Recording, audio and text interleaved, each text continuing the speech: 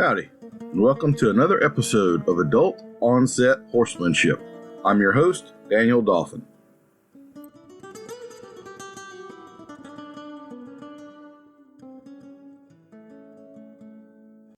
Our guest today is Miss Rachel Kosmal McCart of Equine Legal Solutions. You're figuring I'm probably going to be in legal hot water here before long, so I better talk to a lawyer. Rachel is a leading equine law firm based in Portland, Oregon. She is licensed to practice in 4 states, California, New York, Oregon, and Washington.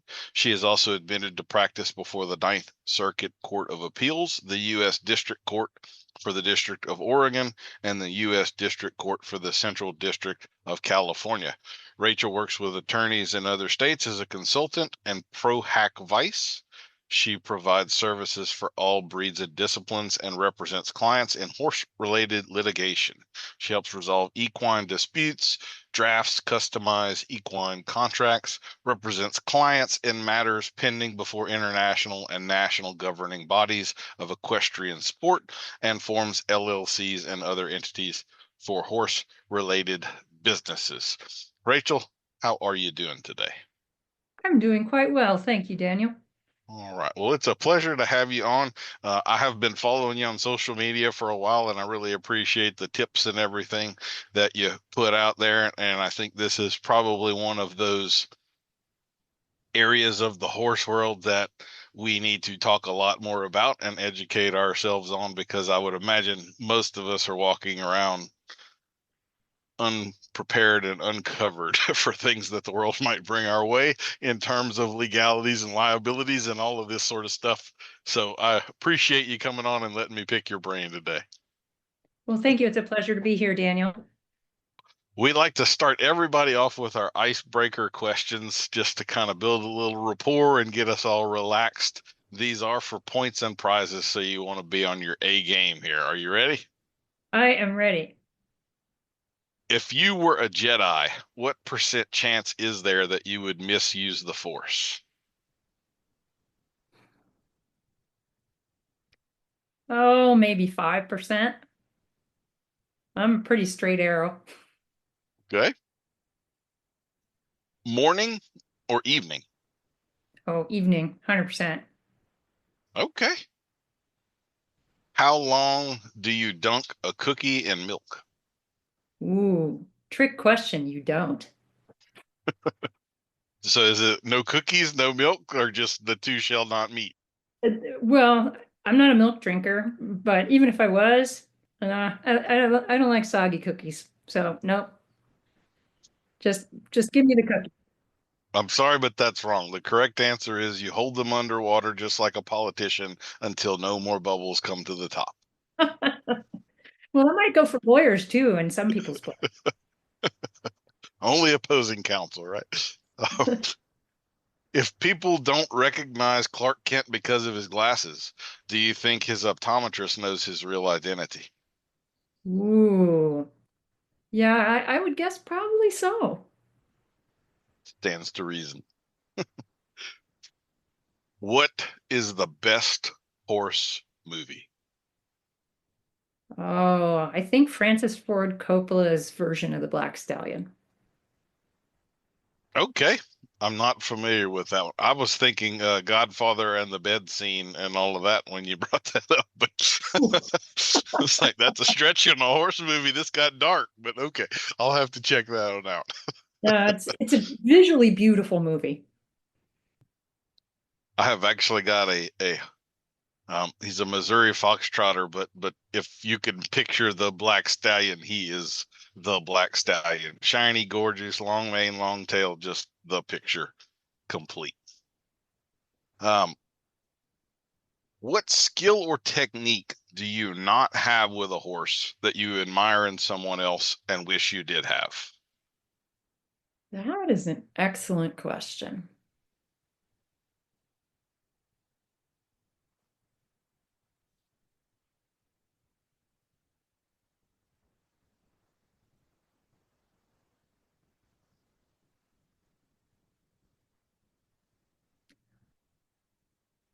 There are some people that can ride any breed, any discipline, of horse and look good doing it.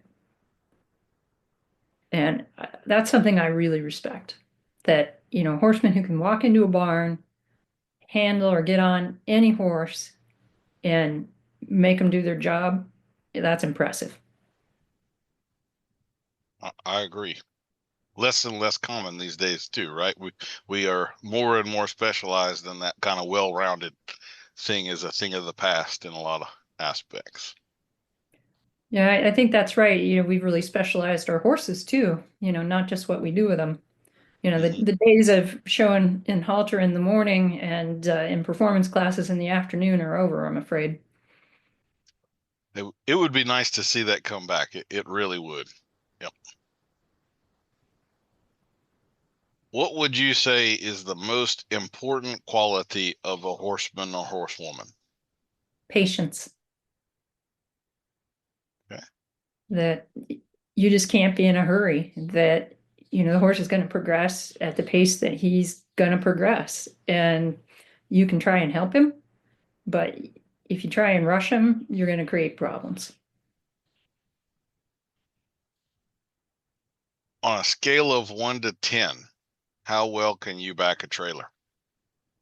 Ooh, I'd say I'm probably a 9.5. I like I've been doing it a while, Daniel. And That's become one of my favorite questions. Yeah. I've had my current rig for quite a while, so I know exactly how big it is. Bay or sorrel? Well, those of us in the English disciplines would say chestnut. Mm-hmm. For me, I'm a chestnut with chrome girl. Okay. So let me tell you, there's a history to this one. I thought this was kind of just a filler throwaway sort of question when I first put it in there. And I quickly started noticing a pattern that I was not expecting. I figured it'd be just 50-50. It's like 90% people picking bay horses. And so I have coined the Bay Horse Mafia, and we've actually got merch, t-shirts and hats and coffee mugs and all of that stuff now for the Bay Horse Mafia. So you are one of the rare people who did not say Bay right away, just so that you know. Interesting. I'm not a Bay person myself. Wonder, just sort of in the general horse population, how much more common, if it is, that bay is over chestnut or sorrel. I'm not sure. Yeah, I don't pay a whole lot of attention to that kind of stuff anymore, but at some point, and for me, it's dapple gray. Anyway, like that's the dapple gray with dark points. It doesn't get any better than that, right? Yeah, that's a beautiful color combination. That unfortunately they eventually turn white, and then you're spending a lot of time washing them. Dogs or cats? I like both. That I think as a house pet, I prefer cats and cat-like dogs. Okay, that's interesting. The only cats that I actually like are dog-like cats. I've had a couple cats that were special to me, but they were dogs in cat form, really and truly. But so I normally follow that up with breed. I honestly don't know any cat breeds, but do you have any? Are you a big orange male cat kind of person, or is there? Well, right now I have Cornish Rex cats and Siamese cats, and they are all definitely very dog-like, meet you at the door. They actually do tricks. They sit up, they spin, they speak for treats. And yeah, they're as dog-like as you can pretty much get. Okay, that's interesting. I don't know that I've ever been around like a purebred Siamese, but to me they're the most cat of all cats in my brain, even though I have no actual experience with them. Just maybe it's based off of cartoons or something, but they seem to be the like pegging the meter on the cat end of the scale there. So that's interesting. I may have to Well, they're look very in. smart and they have a lot of opinions. So, I I know this was before my time, but when my parents first got married, my dad had a Siamese cat, and it hated my mom. Like every time she would turn her back, it would launch onto her shoulders and attack her and to get rid of the cat. So that's my only reference for an actual Siamese. But anyway. Interesting. Okay, now this is, I warned you we might get a little controversial, so buckle up. Does pineapple belong on pizza? Well, it might belong on somebody's pizza, but it doesn't belong on mine. There's a This is another famous question, and I found an Instagram. I guess your phone listening to you and all of that stuff. This pops up in my feed. There is now a professional chef whose entire shtick is making pizzas more controversial than pineapple. So he is going like as far out on the hairy edge as he possibly can, and then he tastes them, and sometimes it's a hit and sometimes it's a miss. But I'm So, hooked on that one now. so what's the grossest one that he's made so far? Um, I can't think of anything off the top of my head, but I mean, like he is freezing grapes and putting them on there, jellies, jams, cream cheese, a lot of prosciutto, bacon, and things like that. He's he definitely is fulfilling the mission statement of pineapples as tame as it gets with his deal there. But I don't know. I'm an experimenter with food. I'm happy to try new things and just see what the heck happens. So Same, same. We actually have a little pizza oven, and yeah, I mean, it's just so good that we haven't really gotten much farther than the classic toppings.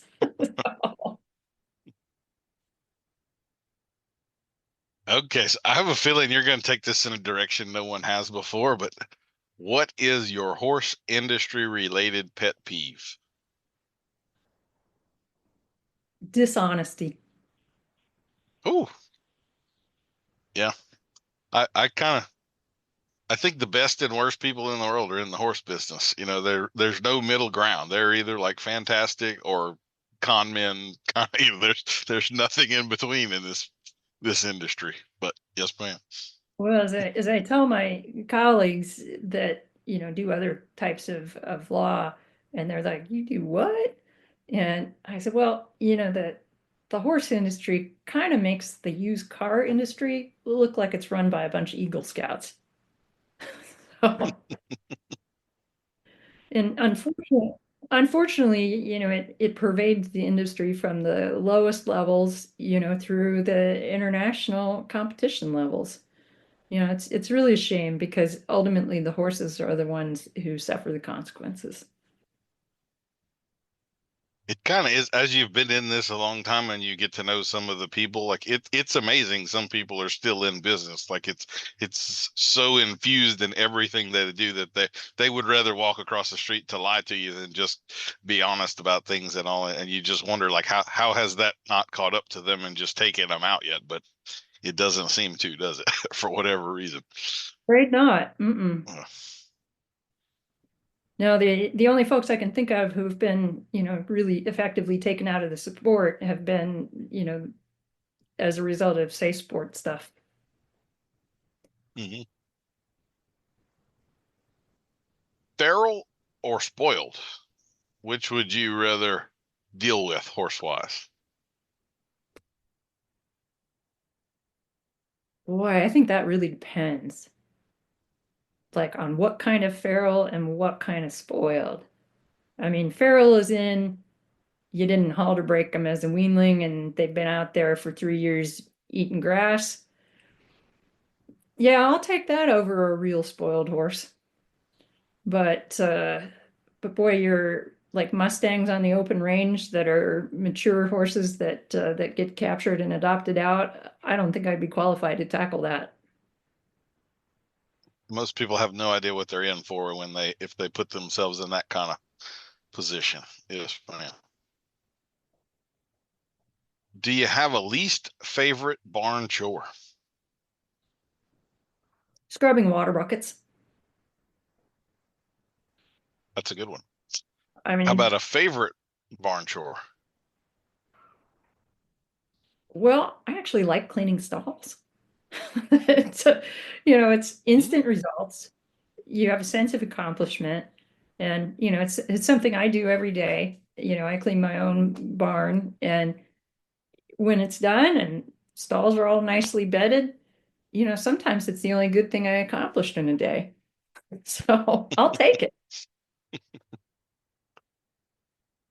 Do you have any favorite words of wisdom?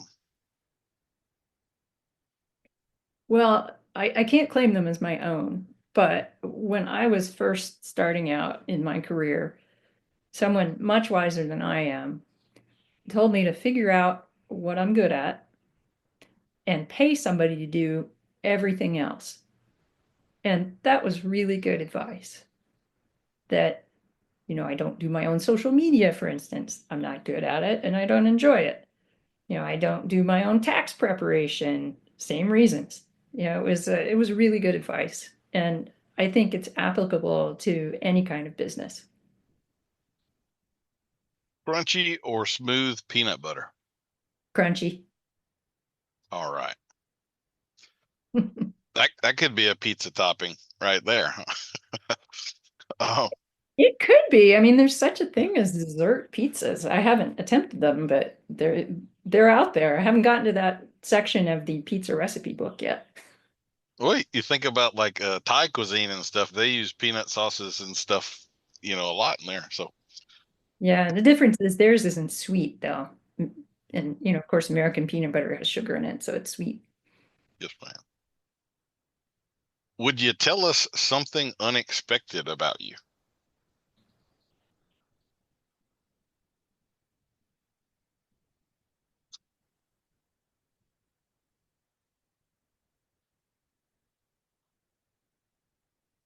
Well, I think most people aren't aware that my husband and I grow produce for our local farmers market, and with a specialty in heirloom tomatoes and peppers.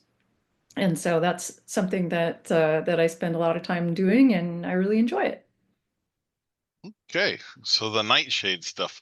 So here's something I don't know if I've ever said, but I had a lot of jobs when I was a teenager growing up. One of those is that I had a 2-acre garden that I sold vegetables out of as well. I had all kinds of stuff, including peppers and tomatoes. So, Nice. what type of heirloom tomatoes do you like? Are you into the big, beefy, meaty, weird looking purple stuff or more standard stuff or what? You have a favorite? That's the short answer. I think I have about 20 varieties that I'm growing this year. And so they range from cherry tomatoes. I've got the Beams yellow pear tomatoes and the Austin's red pear tomatoes, the little cherry guys, and up through a variety that I'm really fond of. That's a huge slicing tomato called Old German, and it's a big yellow tomato that sometimes has some kind of pinky streaks in it. That Mhm. one and the pineapple tomato are probably the biggest ones that I grow, and that's another tomato that looks really similar to the Old German. So I also like green zebras that I think they're the ultimate BLT sandwich tomato because they've got like a little bit of a spiciness to them. Okay. What about peppers? What type of peppers do you grow? So hot and sweet. My personal favorite are a shishito type pepper called Padron, and about 1 in 10 at the beginning of the season is a hot one. So it's sort of pepper roulette when you cook them up. Uh, toward the end of the season, almost all of them are hot. So I like those. I grow a whole bunch of different kinds. I like poblanos and anchos, and um, we grow banana peppers. Those are pretty popular. Jalapenos are really popular. I grow the little Thai hot chili peppers. Um, yeah, it's interesting. Like among our customers, they're pretty much evenly divided between, how many people like the sweet peppers and how many people like the hot peppers, which I would not have predicted. I would have guessed Mhm. that there would be more sweet pepper customers than hot peppers, but that is not necessarily the case. I'm definitely on the spicy end of that scale for my preference. I like them all. If you could choose any new skill, superpower, or ability that could be non-horse related, what would you choose? A way to create more time in the day. I have been praying for a 36-hour day for about 30 years now. Yeah, still hadn't happened, but I could do a lot more with a 36-hour day for sure. Me too. Of course, the list of things that I would want to do to fill it would probably expand to fill the available space. That would be the problem. Thoughts or feelings?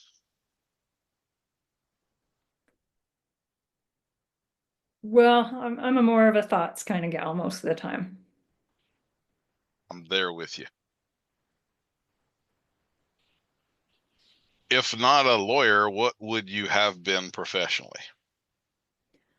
I think if I had a do-over machine, that I would have gone to vet school and I would probably be some type of real specialized veterinarian that, fortunately or unfortunately, I've had the experience of taking both small and large animals to veterinary teaching hospitals for treatment. And I think it would be really interesting to be on the cutting edge of, a particular subspecialty. I like it. Are you decisive or indecisive? Decisive. Do you have a favorite piece of tack or horse-related tool? Boy, I don't know. I have a lot of them, Daniel. That's okay. This is one of those questions. When I wrote it, I was figuring it would always take a sentimental route, like, here's this bridle given to me by such and such or whatever. I don't think I've had one person that has answered it that way. They've all been, I have a certain type of halter that I like, or a hoof pick, or something, but it has been more of a pragmatic answer for just about everybody so far. So that's what I like about these questions. They really reveal more than I ever anticipated that they would. So they're here to stay. Okay, so you are an English rider, so Primarily, I have ridden Western, quite a bit in the past. But today I'm an English rider. so ear bonnet or no ear bonnet? No ear bonnet. If you had to pick cold showers or cold food forever. Cold food. So as a rider, would you say that your hands or your legs are better?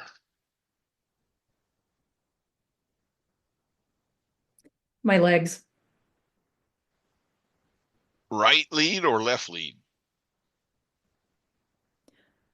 Well, I'm right-handed, and that tends to translate to my horses, so I would say left lead. Do you know if you're right or left footed by chance? Like if we threw a soccer ball out on the grass and I said, kick that as far as you can, and you didn't think about it. It would be right-footed. Yeah. So there's a strong trend there on the right foot, left lead deal. Not always. We have actually had some people that were contrary to it, but what is the best smell in the barn? A newly delivered load of hay.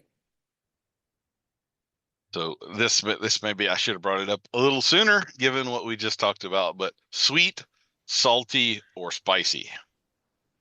Ooh, why not all three? It's a good way. Yep. Don't tell me how to live my life. Second best smell in the barn has to be opening up the grain bin with the wet cob and smelling molasses. Okay. What is your favorite dinosaur or deep sea creature? Ooh, favorite dinosaur, Stegosaurus. Okay. You might be the first Stegosaurus answer that we have had yet. So that's a pretty good one. Well, that concludes our icebreaker questions there. So let me just tabulate your score here. real fast. I've got you at 5,634 points, which makes you our high scorer of all time. And Ooh. that entitles you to either a genuine compliment or an awkward silence, your choice. Why not? I'll go with the genuine compliment. Okay.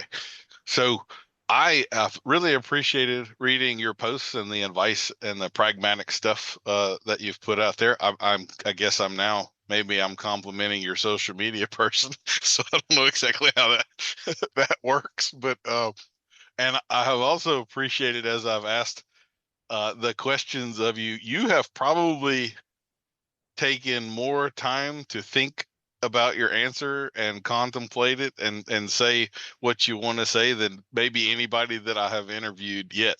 And I really like that. I'm one of the people that when I'm having a conversation, people don't realize I'm thinking a lot of times. I will pause and they think I'm done and they start talking over me. And also, when I see someone else who is also a thoughtful and deliberate person with what they're going to say, I really appreciate that about them. My wife's over here rolling her eyes at me right now because she's the one that cuts me off all the time, right? um, and then you're also a fellow gardener. I mean, what is not to like about that, right? Well, thank you. So That's very kind. Um, and and I do appreciate you being willing to come on here and talk about this topic with us and share your experience and knowledge and expertise. Because again, I know this is an underappreciated and spot that we probably have a big weakness in, and for multiple reasons in this day and age, we all need to be a little more aware of some of the things you and I are about to get into. So I do appreciate you taking the time and coming on here and getting into this with me. So Well, it's my pleasure, Daniel. So I should clarify one thing, and that's that I actually do write all the content that goes on our social media and our website. I'm just not the person who posts it. I don't want to know how to boost posts and all that kind of stuff. No thanks.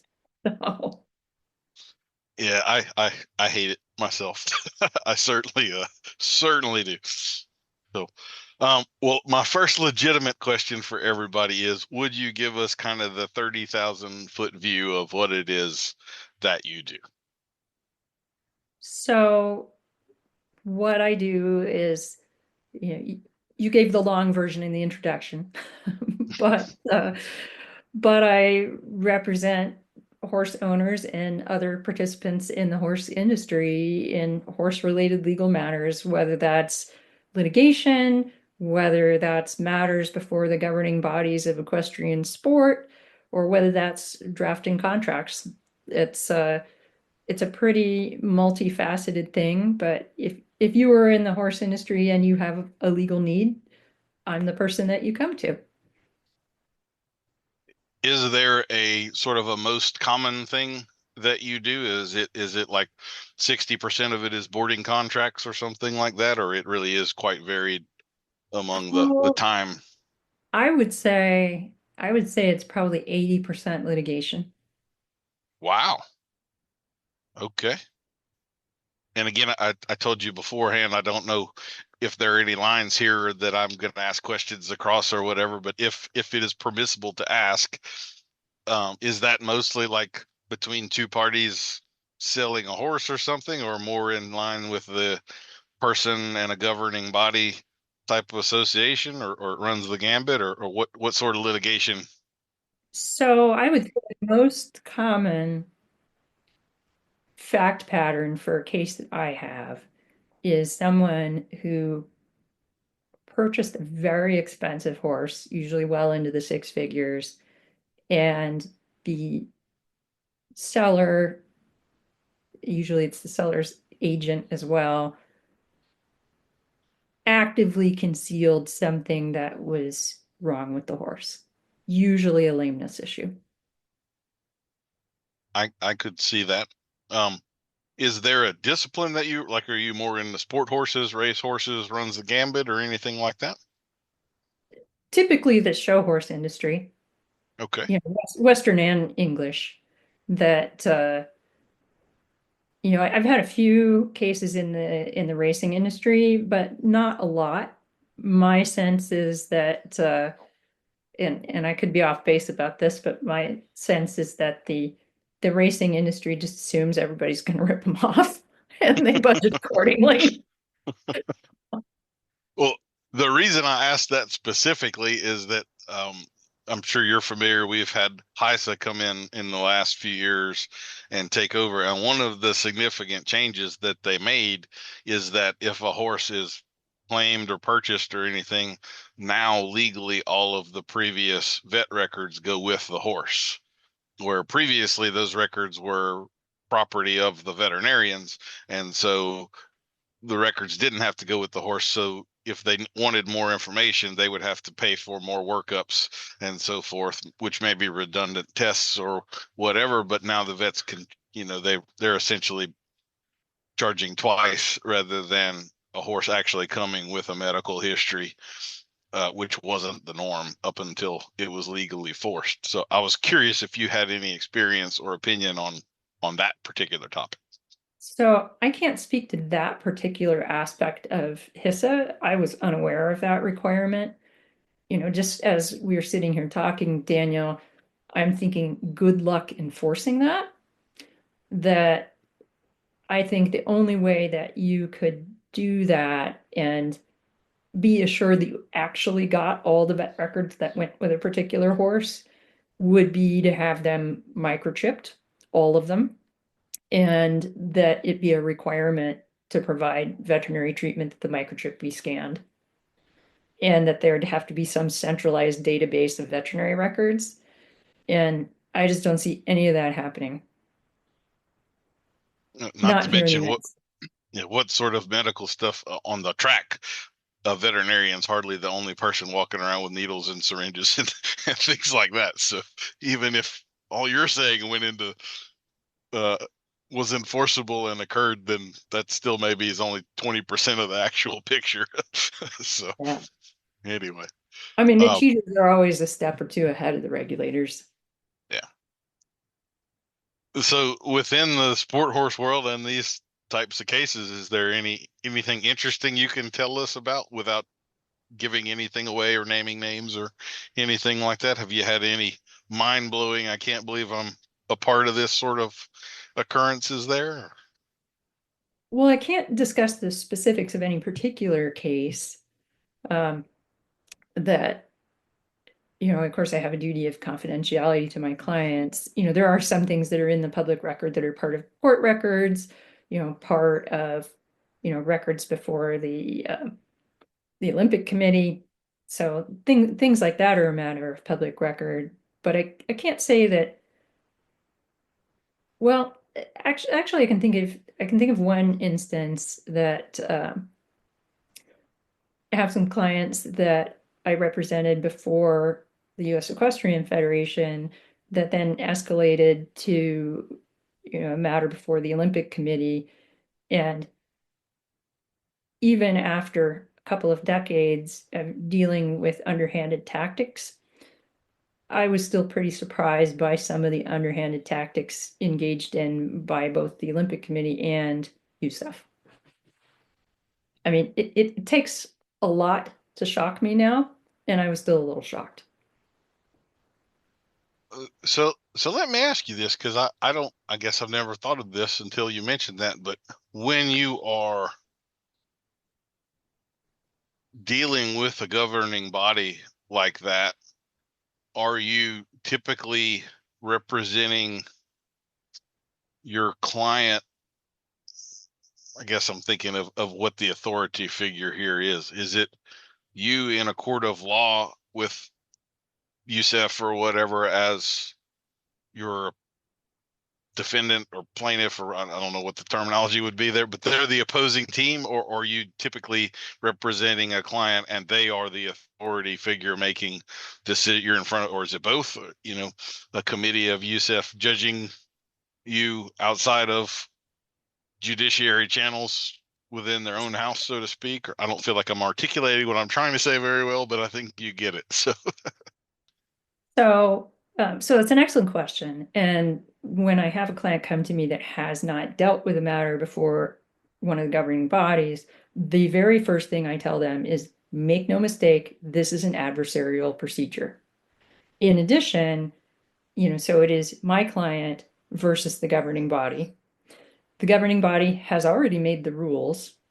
The governing body gets to interpret their own rules, and that really sets up the client for an uphill battle, to be perfectly honest, that the governing bodies have already kind of made a preliminary decision if they've filed, a grievance against your client.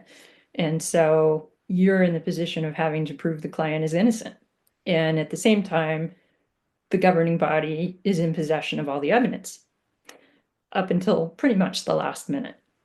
So definitely you do not want to go into that kind of process representing yourself or being represented by somebody who hasn't navigated that process a bunch of times. So here's like, I guess, as I'm thinking of a good number of the cases like that I'm familiar with, you use the term evidence, and I'm actually thinking of a lot of cases where it's more of a subjective sort of a thing, and there isn't necessarily hardcore proof, like medical tests or something like that. And even in the cases of some of the testing, like I'm thinking now of like the Tennessee Walkers and some of that stuff, there's still a good bit of a subjective aspect to the testing. You're ultimately, someone's opinion is that this is the case, and that's not necessarily a black and white testable offense. So how do you deal with a case like that where there isn't necessarily evidence, so to speak? So, that's an excellent point, that there is always evidence of some kind.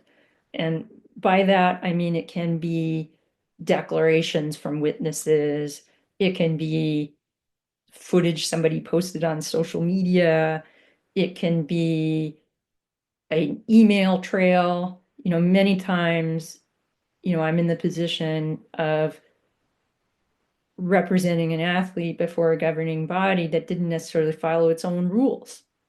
And so how do you prove that they didn't follow their own rules, say, in selecting a team for an international competition?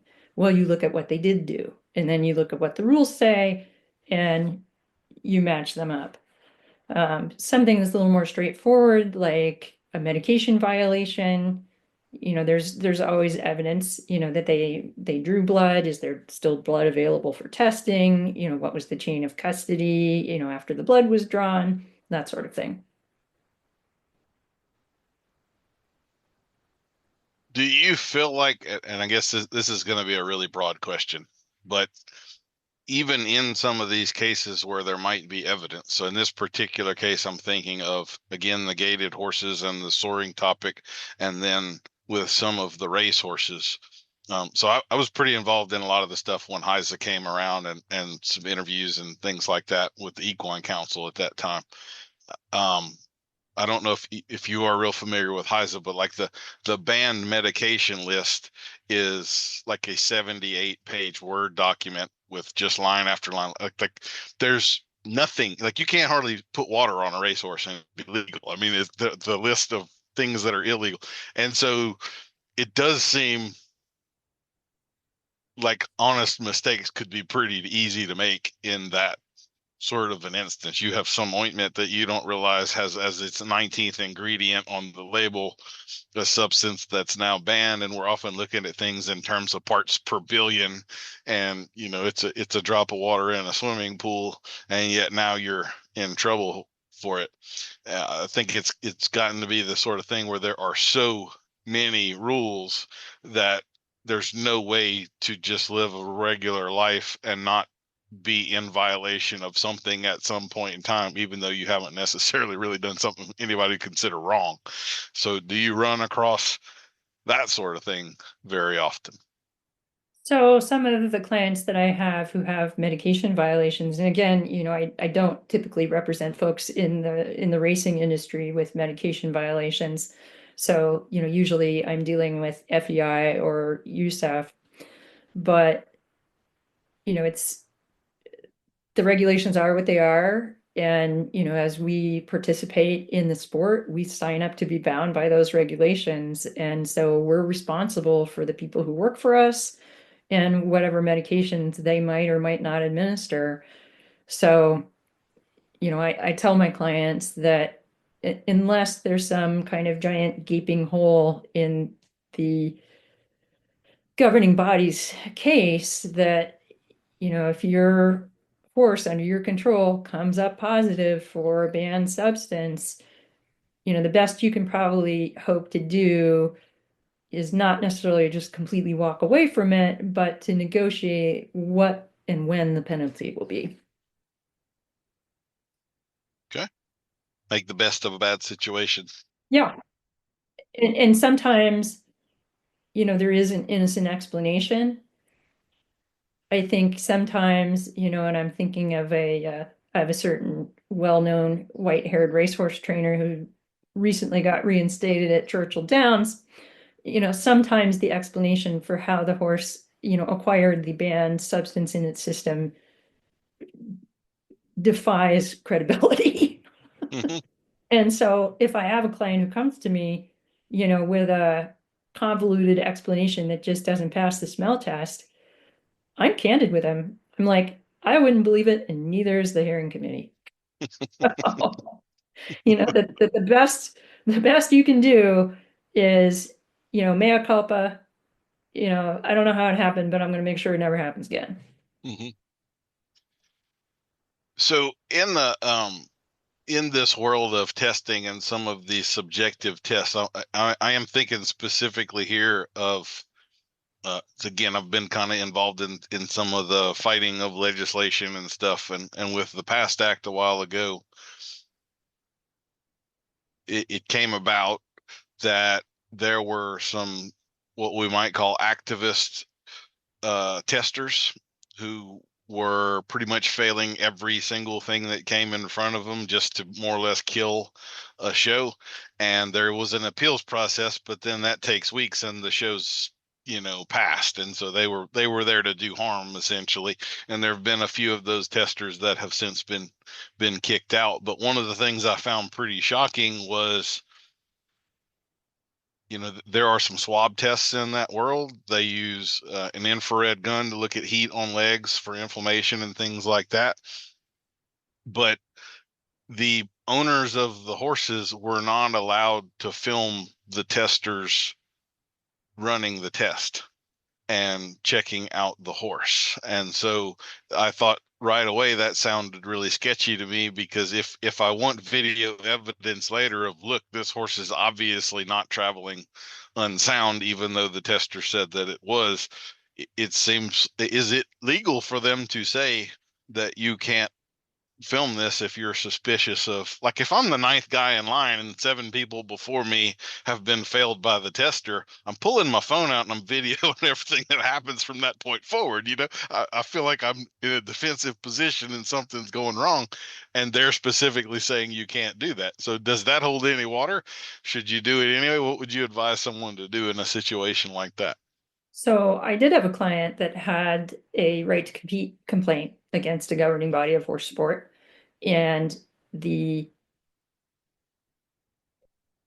were denied the opportunity to compete because the governing body's team veterinarian, who examined all of the horses,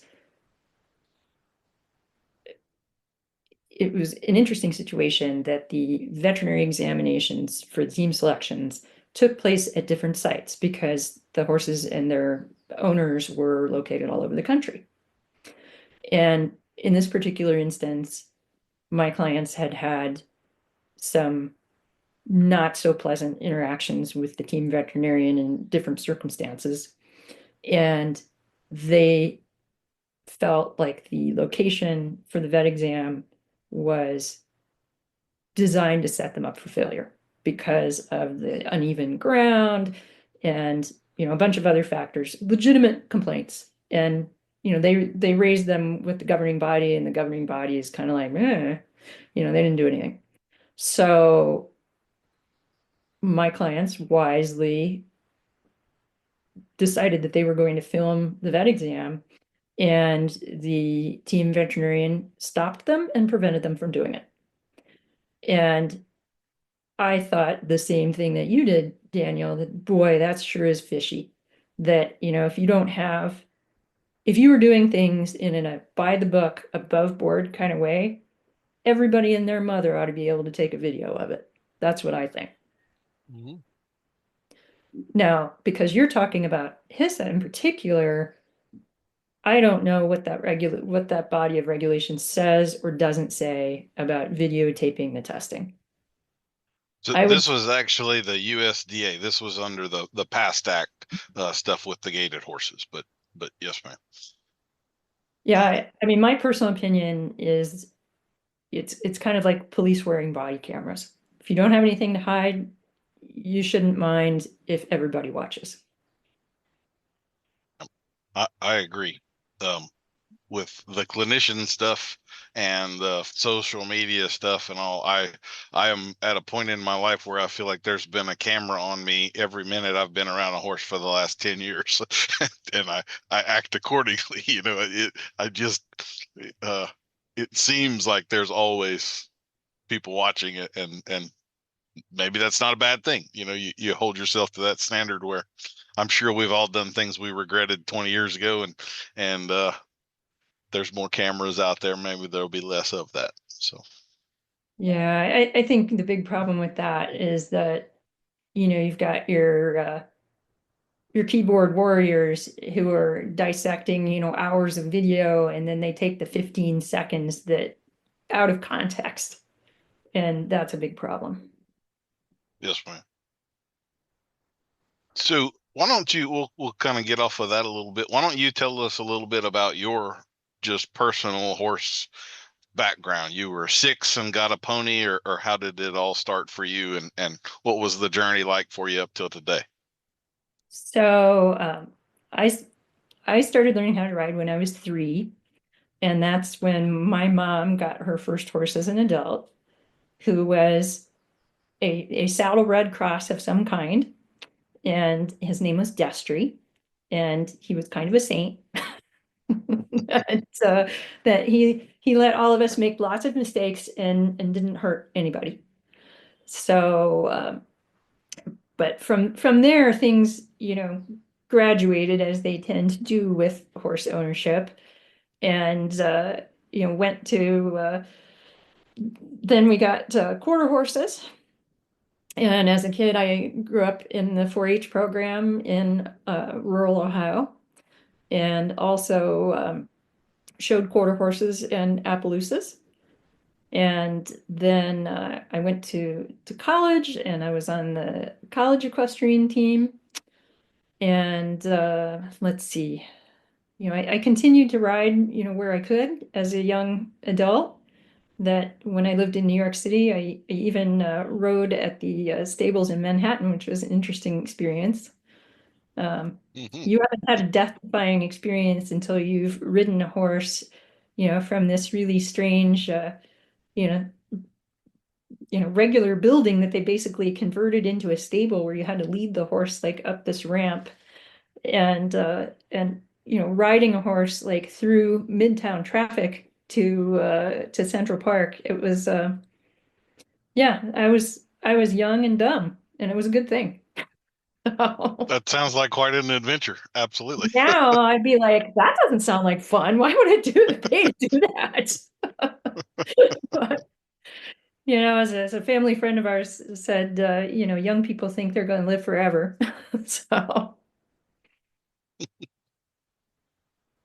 So, and what about so at that point you were practicing corporate law in New York, is that correct? I was my first job out of law school was doing corporate law at a large law firm in Manhattan. So, and then So, I moved to Silicon Valley about a year later, and I did venture capital work and other things like that, and then eventually worked in-house for a couple of corporations. And I leased a horse for a little while, and took lessons for the opportunity to ride, and then I decided that I wanted to have my own horse again. And so then I bought a paint horse that I still have, and he is 25 years old now. And I showed him in hunter shows and in paint horse shows. And then when I turned 40, I decided I'd always wanted to try 3-day eventing. And I thought that horse would be really good at it. And he was, and we had a lot of fun with it. Well, I have to say that the hunter to 3-day eventing sounds like the full breadth of the spectrum. We're going from nice and casual to relaxed to full send, baby, across the countryside. So how did he handle that? Did he enjoy the full send aspect across the countryside? Let's Well, stretch he those was, legs a little bit. oh yeah, that was his favorite phase for sure. And my friends used to joke that they like to watch us warm up because he was no stranger to throwing in a delighted buck after he went over a few a few fences in the warm up.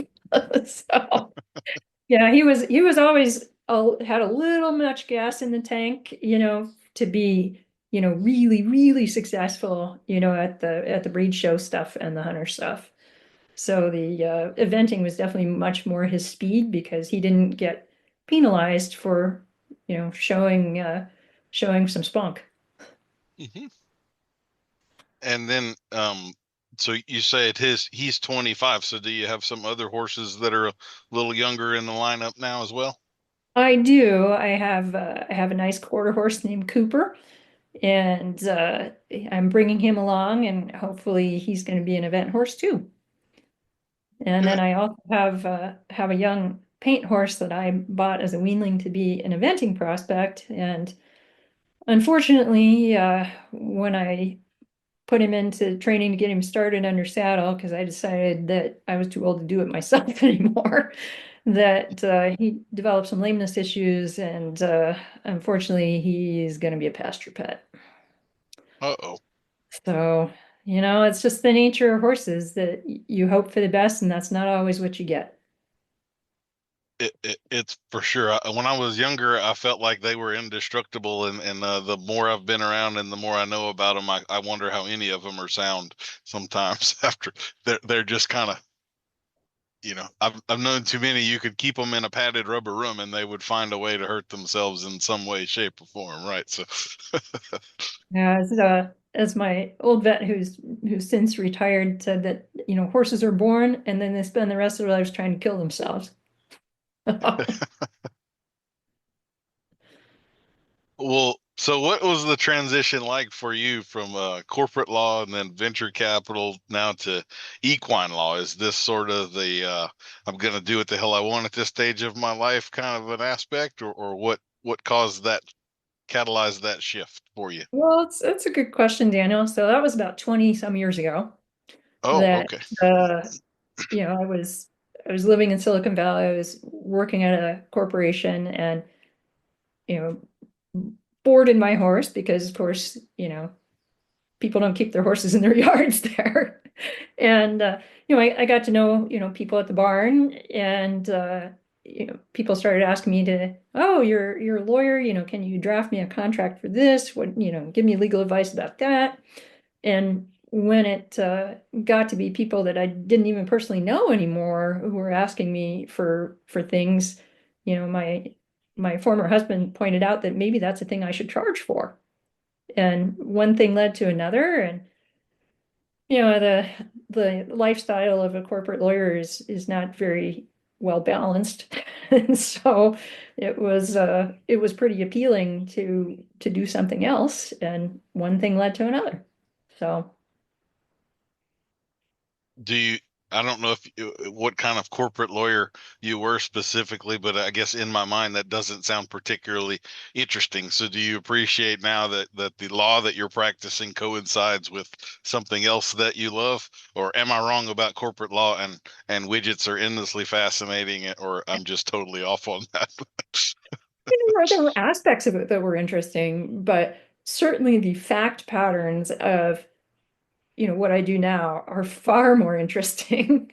So it's yeah, it's definitely more interesting that, as I tell people, every time I think that I have heard of everything that could possibly be wrong with a horse, somebody tells me something that I've never heard before.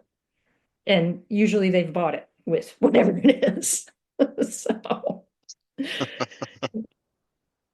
it's it's interesting. I'm kind of thinking of this because I know lawyers in their training, y'all are specifically taught classes on ethics and things like that. And to me, this is one of the weak spots that we have in the horse world right now. There are quite a few things going on that I kind of have some that would have to do with the governing bodies and some of the god awful decisions that they are making these days. So you're mentioning paint horses, and you now have a young horse that's got a problem that has sidelined it. I don't know if you're familiar with the reining world at all, but like there's a very famous, he's the 800-pound gorilla breeding stallion in the reining world. He's not technically a paint, but he's got the big bald white face, which coincides with a deafness gene. And so we have been animals that either are deaf or will carry and pass on that gene. In that same world, it's been new rules passed where and things like that. I would then say on the other end of the scale, so we were talking about medications before, one of the things I've always felt like we took way too far is some of the rules we have on doping, or what we call doping. So for instance, if you load 100 horses in trailers and you move them 8 hours away and unload them, 5 of them are getting out of those trailers sore. And if you look at the drivers who sat in the truck for the 10-hour trip, all of them are getting out of the truck sore. And if you I know tested I am. us, yeah, how many of us have Advil in our system the day of the show, yet we won't allow Butte in a horse or something like that? And I've always kind of thought that didn't really make a lot of sense to me. There should be some medications that are more permissible and reasonable, especially if you have veterinary care and we know what's wrong with this horse, and it's not, we don't have a tendon injury we're about to blow and cripple him for life. He's just sore from a trailer ride, and or he's got a stone bruised, and like a little Advil is a reasonable thing. And obviously that doesn't fly in any aspect of the horse world right now, and that has left me scratching my head for 30 years. So do you have any thoughts on that sort of stuff, the ethical side of things? Well, I know that, with USAF and AQHA and APHA, you are allowed to give your horse Butte. That there are limits, and you also can't mix and match NSAID, so you can't give them Previcox and Butte, for instance, or Butte and Banamine. But, I think that the medication rules that we have in place for those associations are pretty reasonable. What about the sedation side of that? Do you have any thoughts there? So I think if you have to sedate a horse to get it shown, it's not broke enough and it ought to stay home. I have a pretty similar feeling on that one.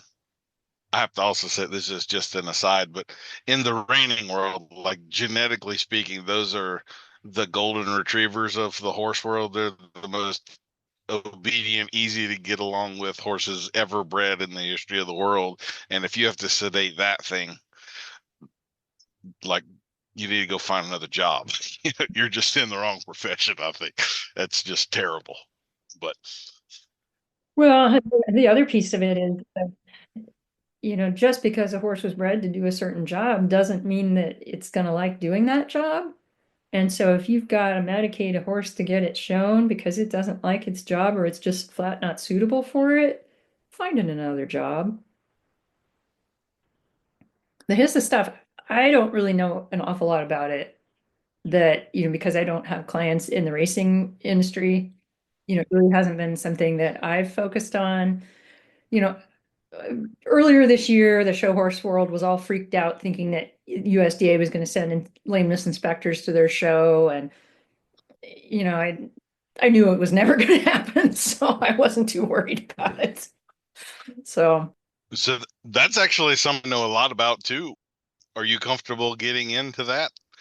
Because that's Dr. Aaron Reiner and there's a lot about that stuff that scares me. Simply if they put it into place, like the simple requirement of the inspectors sets up the situation where they can defund the inspectors, and then through a government shutdown or whatever, and then we have a de facto ban on the shows and things that are required to have the inspector. That's actually how horse slaughter was ended, inspectors, and then they defunded the USDA inspectors, and by virtue of the fact that the requirement couldn't be met, the plants shut down.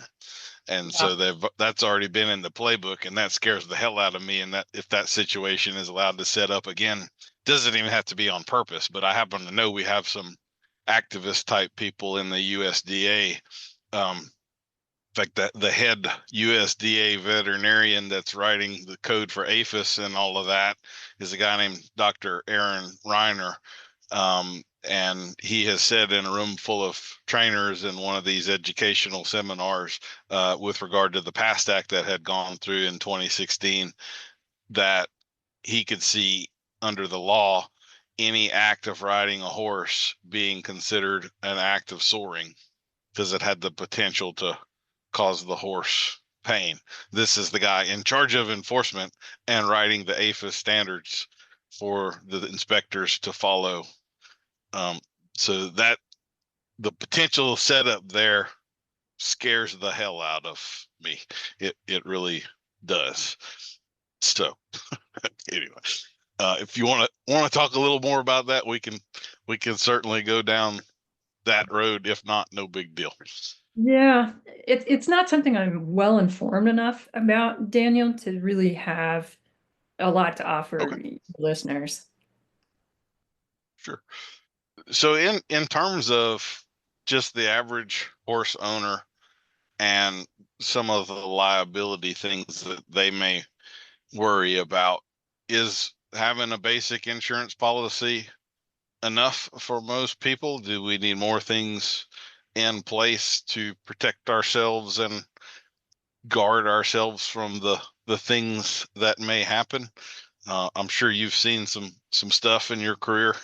I know I was approached, it's probably been 8 or 9 years ago now, but there was a law firm in New Orleans here that wanted me to be an expert witness on a case where a random lady drove up to a boarding facility. She had no connection to it, no horse there. No, she's just a stranger who drives up to the parking lot, gets out of her car with a group of carrots, goes into the barn and starts feeding horses, and then the process had her thumb bitten off, and then turns around to sue the facility. It was her representation that wanted me to be an expert witness to testify that she had done a reasonable thing and that was okay.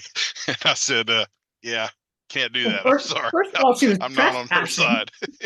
Yeah. but I mean, it seems like cartoon world. And then I get an email and I'm like, this actually happened. And these people are now having to defend themselves over this lady that trespassed, could have poisoned a horse for all they knew, had no clue of, insulin resistance, what the hell is going on, and then gets herself hurt in the process. So it's a scary world out there. What are we to do, Rachel? Well, I think that the best thing we can do, Daniel, is put ourselves in the best position to not have those incidents happen in the first place, and then be protected if they do. So,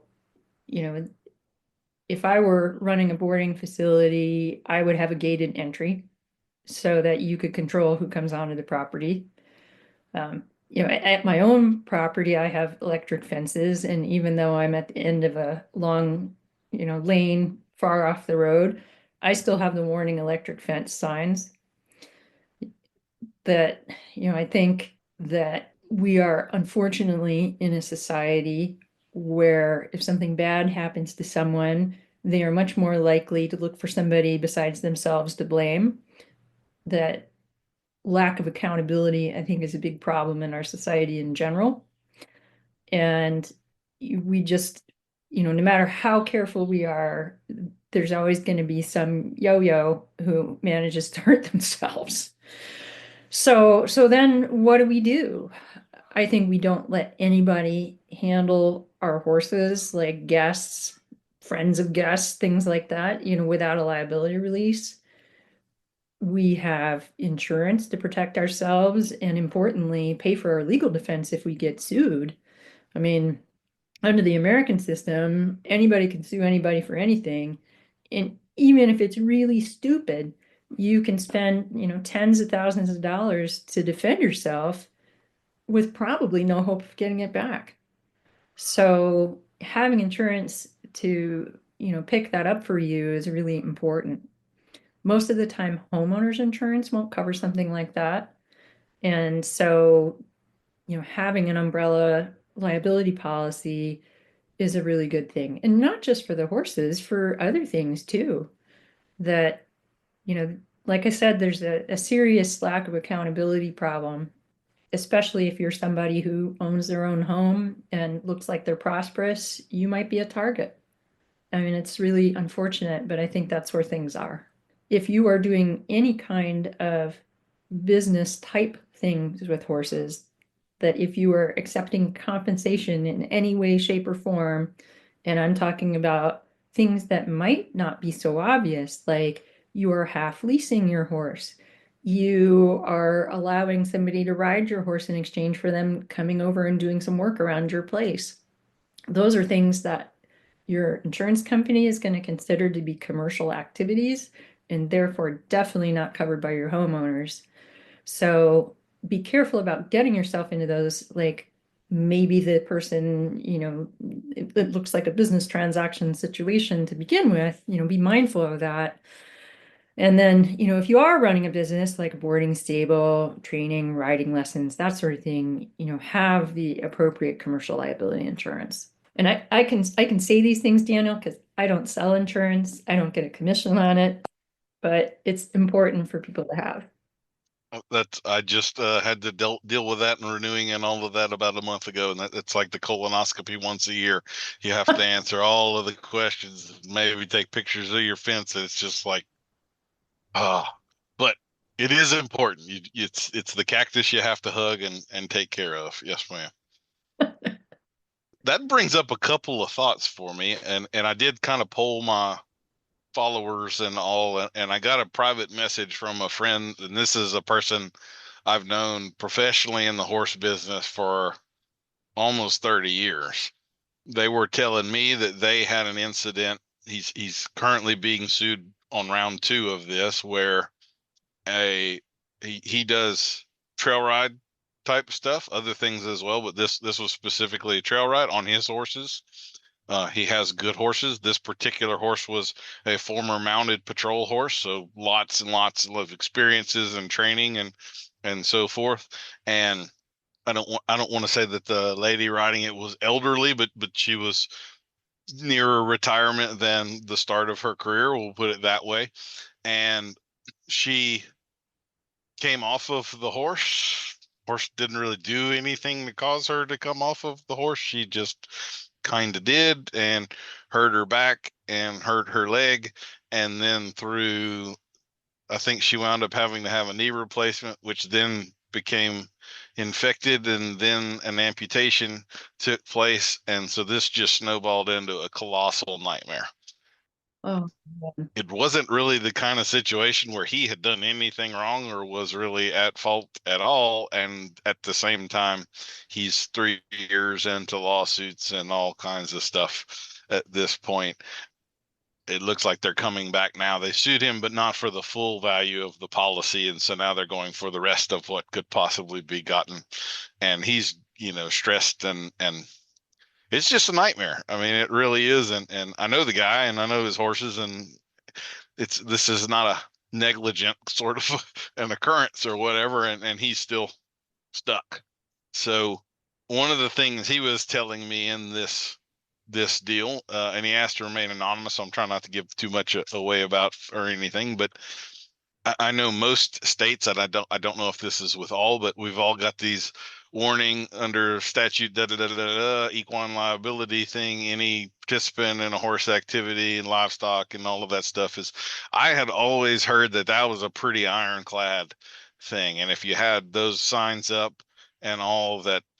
It was just acknowledged that this was a dangerous, risky activity, and people were you accepted the risk and you were on your own, and that was very protective legally of the facility owner, the people putting on the show, the whatever, because this law was, as long as you had it displayed. And what he's telling me is that apparently something happened a couple of years ago that pierced that veil, and now we are a lot more exposed than we realize we are. So thoughts on that? Is that a state by state case, a national thing? Are we safe with that sign up, or it means not a damn thing, or what? So I think, the Equine Activity Liability Acts can be helpful. For one thing, they discourage people from suing in the first place, which is always valuable. That the plaintiffs bar, the folks who do personal injury, folk call them ambulance chasers, and, that they work on contingency. They are, of course, more likely to take cases that they think are winners.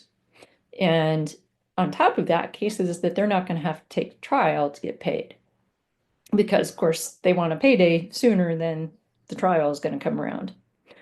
So, obviously I can't speak to this particular situation that your friend is in because I don't know all the details. And even if I did, it would be inappropriate for me to talk about it. But Equine Activity Liability Acts have some things in common. Each state, of course, thought they could do it better than the next state. So each one of them is slightly different. But some commonalities are that it's not a get out of lawsuit free act, that there are some pretty important loopholes, if you will. And I am guessing that the loophole, and this it's all that is that's a guess, that might be at play in that situation is that you can plead your way around the Equine Activity Liability Act by alleging that the person who is providing the horses or the equipment, chose poorly in matching up horses and riders, that they were negligent in doing that, or that, the tack and equipment, failed in some way because they were negligent for not checking it or providing faulty equipment, that sort of thing. So it's certainly not ironclad. I know that insurance defense lawyers would probably argue with me about this, but I think sometimes those statutes might do a little bit more harm than good for our industry. That, they're based on the principle of assumption of the risk, which is part of the case law anyway. And I think they're a little dangerous because, as you said, a lot of people think they're ironclad. Like, hey, if I put up the signs, I'm good. A lot of them also, are pretty strict that they only apply, if you have, particular language in your liability releases, that the sign is a certain size, that it's placed a certain place. And, you're just horse people, how do I say that? I mean, we like being out in the barn, and attention to that kind of nitty-gritty detail, probably isn't our strong suit as a group of people. So, the opportunity to go wrong and lose that protection is pretty high. I mean, I think it's 50-50. I'm kind of conflicted about them. That yes, you can occasionally, defend one of these cases and get it tossed at the summary judgment stage. But, do they do more harm by making people think that they don't need liability releases and insurance? I don't know the answer, Daniel. What about the flip side of that is if we get a little more specific. So like the helmet release waivers, liability release waiver, I'm putting on clinics, and so every clinic has got a waiver, and I don't walk around and check everyone's tack prior to a clinic. It's kind of, you're responsible for if I see something in the course of, I'm going to speak up but I'm not going to go make sure your ladder is a dry rotted before you mount up. I've got 12 people and I've seen many situations where I've warned people that every clinic has two people that are about to die any minute and they never know who they are. And so like 90% of your time is looking around your shoulder and making sure that lady in the red shirt is still on top of the horse and not underneath it. That's the way clinics go. These other 8 people I don't have to worry about. These two people are like ping pong balls just bouncing around inside of the what's the pinball machines. There we go. They're like little ball ding ding ding ding.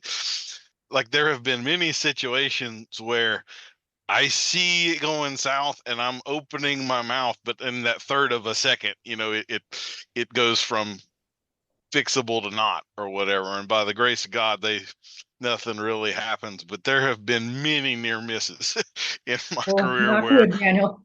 yeah, I mean, you just like before you verbalize it, that horse could buck or, just everything happens so quickly. And so, like, I've always lived in fear that I've been, knock on wood, I've been very lucky. I've never had any participants get hurt or anything like that. I've been run over pretty good one time, but I've been the only one that's been concussed or anything like that. Are those types of waivers and so forth worth?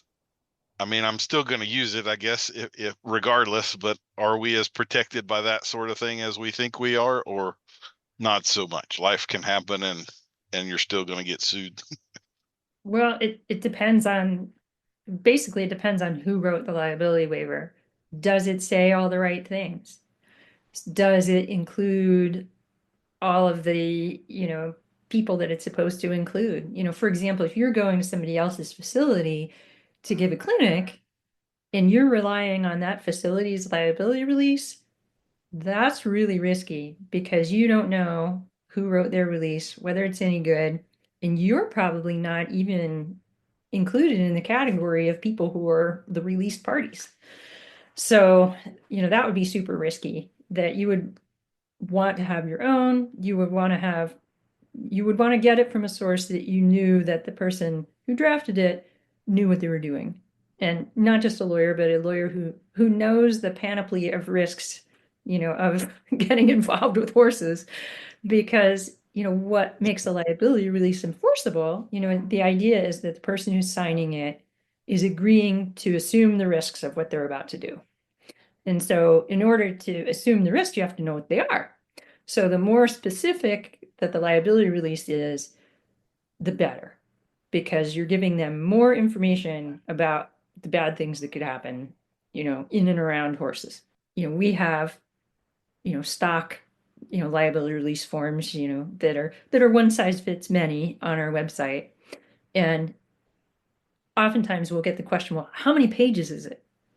And I am fond of saying that once somebody has been sued or when there's an accident, they never care how many pages the liability release was. They don't care whether it fit on one page. All they want to know is, does it say everything that I need to protect me? So, liability releases can be excellent. That even the worst one will probably discourage somebody from suing you in the first place. But an even better one will prevent them from winning if they do sue. So is that the sort of thing where this panoply, I love that word, of possibilities here, is that state dependent? Like I'm giving clinics in every state, other countries. So is that the kind of thing where, oh, I'm sorry, you don't have the correct language for Oregon, so you're screwed, sir? Or would we be in good standing anywhere with that sort of thing? Or it depends? So it depends on whether, so a good liability release is a good liability release in all 50 states. If you want to take advantage of the possible protections offered by that particular state's Equine Liability Act, some of those statutes require you to have specific language in your liability release. You can have protection from a liability release that's independent of what that state statute might provide. Does that make any sense? A little bit. Yes, ma'am. Magic words. That's what it's all about, right? The right magic words, and you're covered. The wrong magic words, and that's what you speak this extra language where you know the magic words. Well, I mean, Not to boil it down to that, but part of how I explain it is if in your laundry list of terrible things that horses do to hurt people, you happen to have the exact same thing that occurred with the accident, like let's say with your dude string trail horses, that horses are known to suddenly rear up and run off bucking, and that's exactly what happened. Well, there you go. It's right there in the text of the liability release that the person, who signed up for the dude string ride agreed to accept that particular risk. So, that's why more specific is better. Okay. Like you can't Interesting. just have like the one liner, horses are dangerous, watch out. Because, if you don't know anything about horses, you don't know what makes them dangerous. So Is it as technical as we describe all of this with horses, but I have one person here on a mule, and it would be the mule person that gets hurt, and the word mule isn't in my liability? Is that kind of a problem? Is that technical, or no? Or is that why equine is used and not horse? that's why equine is used, because then it doesn't matter, they could be on a Zorse and it doesn't matter. So, It's exactly what there's always a Zorse person out there, isn't there? and that's who's coming to your clinics, Daniel. Why don't we'll take a few more of the questions that had come in from the people that I polled on Facebook and put those out there for you. So Jamie says, as a riding instructor, she's been offered. Oh, this is a good one, and this applies to me as well. She's been offering more virtual lessons out of her home state, which happens to be Oklahoma. There are no laws there for needing an instructor's license, but she says some states do require an instructor's license. Is that something she needs to look into for those states in order to help those people virtually, or does she just need to avoid helping people in those states? So that's Well, completely new to me. I haven't heard of any of that. So Well, it's new to me too, Daniel, that I had no idea that any states, required a license to be a riding instructor. So now I'm dying of curiosity to know where that is and what they require and, how one might go about, getting such a license. Is it a matter of will your check clear, or are there actually substantive requirements? mhm. That's really interesting. I mean, for Jamie, I would say that yes, you would want to investigate what states have that requirement. And obviously, if you can't meet the requirements, I wouldn't teach somebody in those states. It's not worth the risk. So is because I do a lot of virtual lessons too, and I'm thinking even after I've just redone the insurance thing and all, I don't recall anything specific about virtual lessons in there. Does that, in your experience, would that change the game, or would we still generally be protected in the same ways? Or Well, if I were doing it, I would have some provisions in there that are particular to virtual lessons. That the environment is different because obviously you're not on the ground.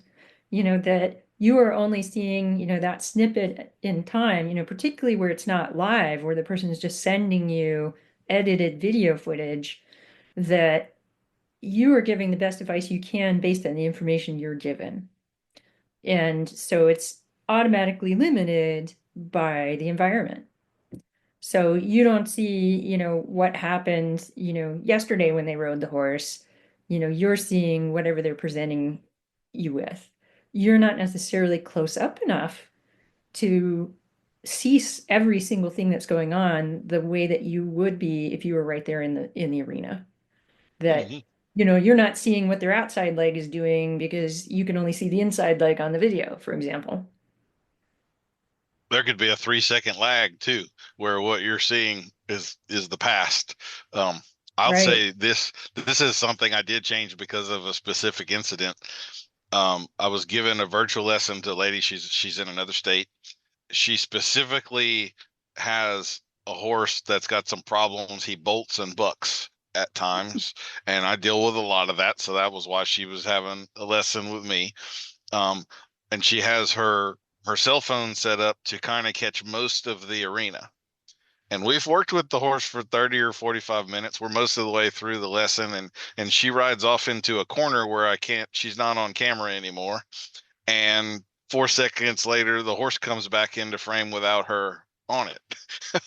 And so I didn't see anything that happened. And it turned out her earbuds fell out when it happened. So I'm trying to talk to her and I have no response. And this lady could have died off camera and I have no clue and I can't help her. And I also realized I can't even call like 911. She's going to drag herself into frame and I'm going to watch her slowly bleed out helplessly. I don't know what county she's in. I mean, I have totally helpless here. And so I started, I call it the creepy email. And so if a new person approaches me about virtual lessons, I send them the creepy email, and it basically says, kind of outlays what I just described, and this has happened before. And so I'm not trying to be creepy, but if you want to do a virtual lesson, you need to give me the cell phone number of a point of contact, your husband or something like that, and I need your address. And not like I'm going to stalk your house, but like if you get hurt on camera 7 states away, I can send help to you and call appropriate people, and I don't have to helplessly watch you die on a Zoom meeting. So it's a surreal world that we live in now. And so I've thought about that in terms of how I might help them. I haven't thought about that in terms of liability or any of that up until now. God, why don't yeah. I should have just never played with that Briar horse. My life would be so much less complicated, right? Yeah, Anyway, here we are. those plastic horses are a gateway drug. I was at an event, it was the Kansas Equifest a couple of months ago, and they had a Briar horse show in conjunction, like in the trade building there. I had never heard of this. They had an auction. So apparently, like, people are getting hot knives and cutting legs off and readjusting them to make a horse in a certain pose and things like this and painting them. And then they auctioned them off. The top selling customized Briar horse brought $5,000. Yeah, my jaw dropped too. I mean, I was like, for a 6-inch tall plastic horse, someone paid $5,000. Oh yeah. Well, but you know what the difference is between that and a regular horse, Daniel, is that the purchase price is the most expensive of the deal versus the least expensive. Yes, ma'am. Oh. You know, that sucker's not going to eat when you bring him home. If the dog chews him up, though, it's going to be bad. Yeah. I don't know if I'm going to feel better or worse after this conversation. I have to be honest with you. Okay. So our next question is from Laura, and she asks, what actual protections should we have in the industry, and is a written contractual agreement enough? She says she's in New York where it can be iffy. So New York is one of the states where I practice, and definitely having a robust contract for any business, you know, not just the horse business, is an excellent idea. You know, kind of like good fences make good neighbors, you know, a good contract will set out all of the respective parties' rights and responsibilities so that everybody makes sure they're on the same page to start with. And then as things go forward, you've got something to refer to, like, no, that wasn't part of our agreement. Here it is. So, you know, aside from just the liability perspective, you know, for example, if you're bringing a horse in for training, you want to make sure you're going to get paid. And if you have to say, you know, seek veterinary care for this horse and you can't get a hold of owner and somebody's got to give a credit card at the time that the horse gets treated, you want to make sure that 100% that owner is going to be required to reimburse you and do so promptly. So, you know, those just sort of nuts and bolts that absolutely. But to fully answer her question, you know, contracts alone are not enough. You also need liability insurance. And, you know, not just liability insurance, but the right kind. Typically, if you have horses that are in your care for boarding or training, you have what's called care, custody, and control insurance. But that's not really sufficient. You also need commercial liability insurance because, for one thing, you know, the limit per horse on care, custody, and control is usually fairly low. And it's most useful in terrible scenarios like let's say you got a bad batch of hay and, the whole barn full of horses died, that sort of thing. But much more likely than that is one of your customers slips and falls in the parking lot. So you need to make sure that you have, insurance that's going to cover, the range of random bad things that could happen. Oh, I'm not going to sleep tonight. I can see all that. It worries me too, Daniel. It does. I mean, it is interesting. Some of the folks that come to me with legal matters and are itching to sue somebody, for lack of a better way to put it. And much more often than not, I tell them it's a really bad idea, that lawsuits are terrible investments. And, even if you have, a really valid claim, if you don't have a claim for attorney's fees, you're going to spend tens of thousands of dollars chasing this person, with, no hope of getting it back. And, even if you get a judgment, are you going to be able to collect it from the person? These are conversations I have several times a week. Other lawyers are not necessarily that way. It's probably why I drive an old pickup truck. but I wouldn't do it any other way. I would like that. Yeah, if you were the lawyer with the Ferrari, that might be a red flag for me. So unless I needed you to sue someone for me, in which case, get them. But no. Yeah, I think if they have a Lamborghini with a vanity plate that says Bulldog, look out. Dr. Joe asks about legal liability of horses getting out and getting hit by an automobile, resulting in injury and or death. So this is the nightmare scenario that we all have. Tree falls, whatever, fences down, and you're sleeping soundly in bed while sugar is out on the highway, and boom. So is a typical commercial, or I say that I've always had a commercial liability insurance policy because this is what I do for a living, but I guess there's way more owners out there that aren't in this for the living. So is their homeowners insurance enough? I'll ask a caveat to that. Like I was on the Equine Council here for a long time, and one of the big things that we did was sell $19 a year, $1 million liability policy that was actually an addendum, a sub policy to your homeowner's insurance for this sort of thing. So what does that picture look like from liability insurance? Like there are different kinds. So maybe you think you have liability insurance, but it's actually the wrong one to cover you in this scenario. So what do we need in this scenario? So if you're somebody like me who keeps their horses at home, I think you're better off with an umbrella liability policy and not one that's specific to the risks of horse ownership. And the reason I say that is because even though those umbrella policies are more expensive than your $19 a year, deals, which by the way are certainly better than nothing, but chances are you're going to encounter some other situation that's not horse related that would be covered by the policy. So you're right that is probably one of the biggest risks that we face as horse owners of being sued is, if Dobbin gets out on the road. If Dobbin gets out on the road, is it because our fences were made up of baling twine and prayer? Or, because somebody left the gate open? Or, was it a freak occurrence, like you said, that, tree dropped on the fence in the middle of the night? It's really going to turn on the facts of the particular case. Were your horses well known for getting out? Do you have the local pony stallion who is constantly visiting other people's properties and making a nuisance out of himself? Things like that, can play into what the answer is to whether you're liable or not.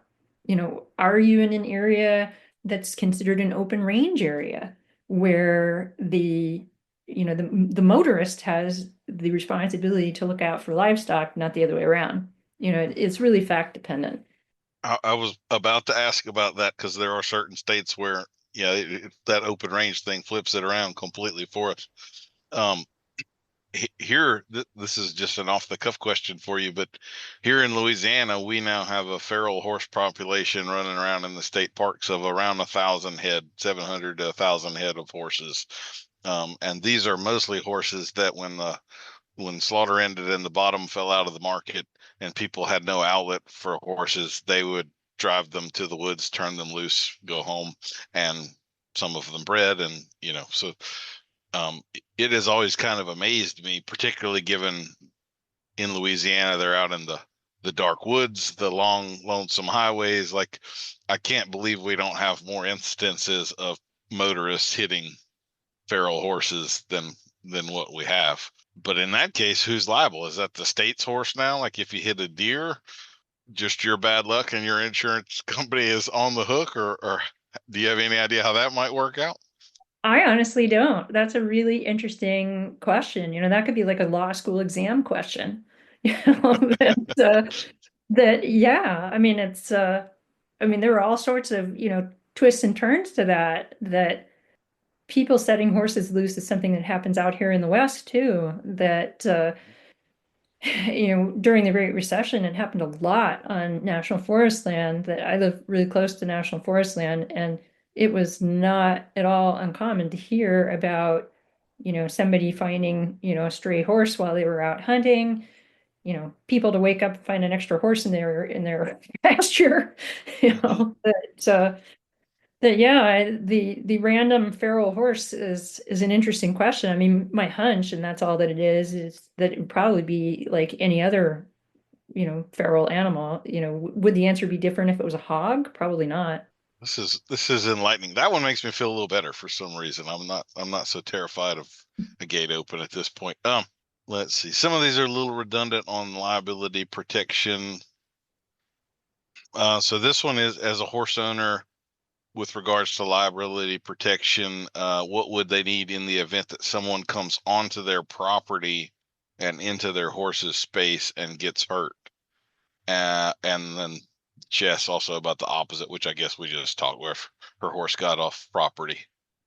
Um, so is the general commercial or here again, I'm talking about the commercial. So for the non-commercial person, is that general liability policy going to cover some person comes onto your property, like the scenario I talked about before with the lady who decided to feed carrots and got her thumb bitten off? Um, I can just imagine the insurance agent on the other end of the phone, like, what happened again? Well, there was So, actually another case that, I forget which racetrack it was. I want to say maybe it was Emerald Downs in Washington, but there was somebody who was pretty knowledgeable about horses, was on the backside of the track, walking through the barns, and wasn't a trespasser, but wasn't staff, or wasn't there in any official capacity. And one of the pony horses that was in a stall bit her pretty viciously, and she ended up suing and ultimately did not win, which was absolutely the right result. You're walking through the barn, something about horses, and you're feeding your fingers to them. I think she was feeding them treats even. That, you know, it was certainly, did she expect to be bitten viciously? Probably not, but it was among the risks that she should have been aware of. With random people coming onto your property, that is something that's really kind of state specific. That in some states, if you are a trespasser, the law protects the property owner. Other states, is your facility considered to be what's called an attractive nuisance, which I've always liked that term. But golly. that, are you in, and we're seeing this more and more, of course, as more of our rural lands are being turned into suburbia, that you have situations where you have horses that are in people's literally backyards, and next to them are densely populated neighborhoods with a bunch of kids. That, do you have liability for those kids coming over and feeding their fingers to the horses? The answer really depends on where you live and what the case law looks like there. So I would say, that's why, everybody who has a swimming pool has this big fence around it because there's a whole bunch of case law about swimming pools being attractive nuisances. So it's always seemed a little unfair to me that if somebody is a trespasser on your property and they get hurt, that it could somehow be your fault. But, some case law certainly disagrees with me. So this brings up a tangential question for me, and this is probably just my unique traveling through the world and experiences that only I have had, and I think I have seen and known people, an inordinate number of people with serious bites from horses, and some of these are professionals. I knew one lady that she was a breeder, owned a bunch of brood mares, would go out into the pasture and check on her babies, and she had the horrible habit of feeding them sugar cubes and would keep them in her shirt pocket, and she had a mare bite her breast off going for the sugar cubes. I mean, I have multiple horrible bite stories like that I could tell. And this whole thing of hand feeding treats to horses, it's the cringiest thing I can see. It's an absolute outlawed thing around here. I do some positive reinforcement training with horses in certain situations. I honestly believe that only the most experienced people should do that, purely on the basis of the fact that it involves hand feeding of treats to horses, and setting that up can go really right or really wrong, and most people that are inexperienced get it really wrong and turn a horse dangerous, or a lot of them do anyway. So in your experience, have you dealt with a lot of bite issues as well, or is this just Daniel's weird world coming to Well, I've been bitten myself, not seriously, and certainly know people who have, but not seriously. Um, I don't do personal injury work at all. So if you got injured by a horse, I'm not going to be the person you call to represent you in a lawsuit. That's going to be your plaintiff's bar, the ambulance chasers. And almost all those cases are defended by insurance companies, and insurance companies have their own stable of lawyers, if you will. So so I don't I don't, I would be surprised if I would be in a position to defend one of those cases. Now, I have been called about being an expert witness for personal injury type cases. So, which, if I was being hired by what I thought was the right side of that situation, I would consider it. If you fed your fingers to the horses and you're now suing somebody, you don't want me to be your expert, and I wouldn't agree to be anyway. So, but I might be the yeah. insurance company on the other side's expert. That's kind of, I've been contacted on another case, so I don't, it's not the kind of thing I ever thought I would be involved in, but I don't know if it's a public profile or whatever. They Google horse trainers, and because I have a social media, if I pop up or whatever. But the other case I was asked to consult on was, there was a horse trainer who had a horse get out and get hit by a car, and he had a air quotes gate on his property that was a single strand of barbed wire running across the gate hole, and it was his lawyers, and they wanted me to back up and say that a single strand of barbed wire was a reasonable fence and everything. I was like, yeah, I don't think I can. I don't think I could say that. I'm not your guy here, but Yeah, I anyway. think that's a case they might ought to settle. So, Okay. Next question. So what liability exposure do landowners have if trail riders cross private property? So I guess this is kind of the trespassing question again, which may be state specific, but um, yeah, and that one really is state specific because a lot of states have statutes that protect landowners if they allow people to participate in certain types of outdoor recreation on their property. So that is a really fact-specific question. I would say that if you are allowing people to come and ride on your property, number one, don't charge them because that turns it into a commercial activity. I mean, don't charge them unless you have some kind of business like a boarding barn where you allow haul-ins where you're going to have commercial insurance anyway. But certainly allowing people just as a favor, to come right on your property, the best thing you could do is, again, have a liability release that they sign before anybody sets a hoof on your property. And then again, your umbrella liability policy. I am certainly pro allowing people to trail ride wherever it's still possible and makes sense. So, but at the same time, you still have to protect yourself. If they run into a nest of bees and, their horse bucks them off and, they come to you looking for you to take responsibility, you got to have a backstop there. Yeah, I guess everybody's a nice person until something actually happens, and then who knows where things might go, right? So, Well, and yeah. fun fact, Daniel, that sometimes the insurance companies who pay for the hospital bills, that I have an acquaintance who was pretty seriously injured at a 3-day eventing thing, and she showed me the form that they gave her, her insurance company gave her in the hospital, basically asking whether anybody besides her could be responsible for her injuries. And, she was horrified by this and, sent a copy to me like, is this normal? And that was an eye opener for me. I mean, I guess it makes sense because, if they're paying, hundreds of thousands of dollars, can they try and recoup that from somebody? Yeah, it's scary. Mm, yes, ma'am. Um, I'll tell you what, how about we've gotten heavy? How about a moment of levity and we'll go to our sponsor for this particular episode? Um, Excellent. I'm I, ready. I found a special one for you. This is ELSE, Extra Legal Solutions Enterprises. Have you ever been in a bind and wanted some justice? Have you ever been unsatisfied by the current legal systems and costs?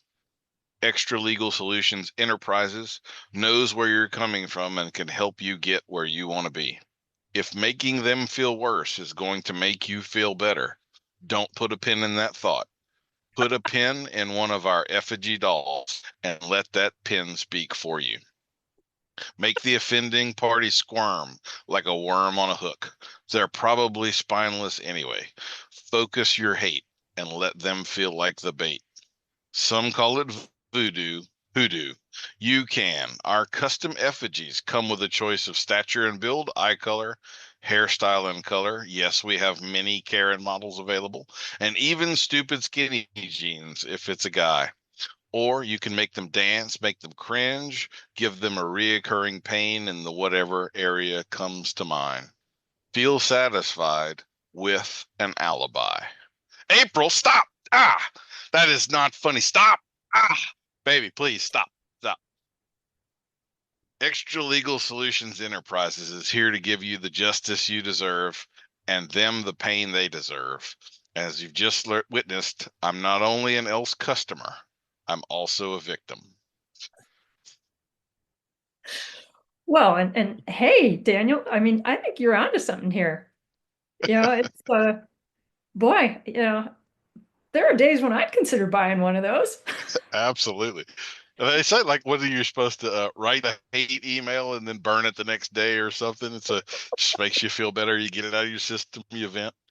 Little doll to punch or burn or put a pin in or whatever. It might make us feel a lot better. Call it mental health strategy, or I don't know. Well, it's a lot cheaper than hiring a lawyer too. A lot cheaper, yes. Oh, um, so I guess we'll shift out of the personal injury side of this and all of that kind of stuff down to some of the sales deals. So, handshake deals. I'm as guilty of this as any human being on the face of the earth. I still do a lot of handshake deals. I really shouldn't. I have for sure been burned multiple times on that kind of stuff.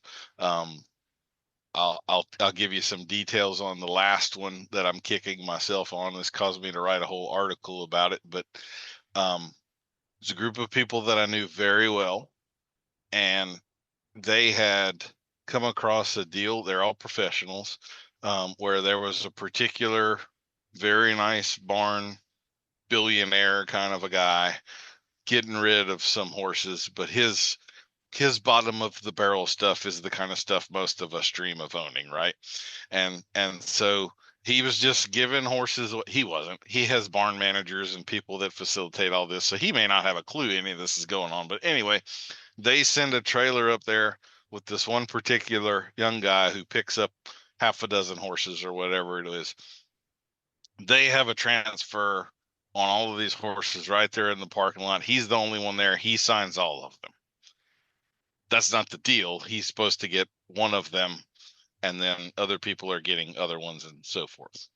So he comes back, horses are dispersed, months go by, this person has their horse, this person has their horse, but as happens commonly, the transfers aren't dealt with, processed, so forth. So technically months later, all of these transfer papers exist that still have his name on them.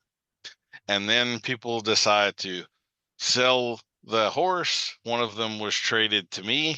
And then this guy months later decides not to honor the commitment that everybody has verbally and sign things over. And now he wants possession of all of the horses.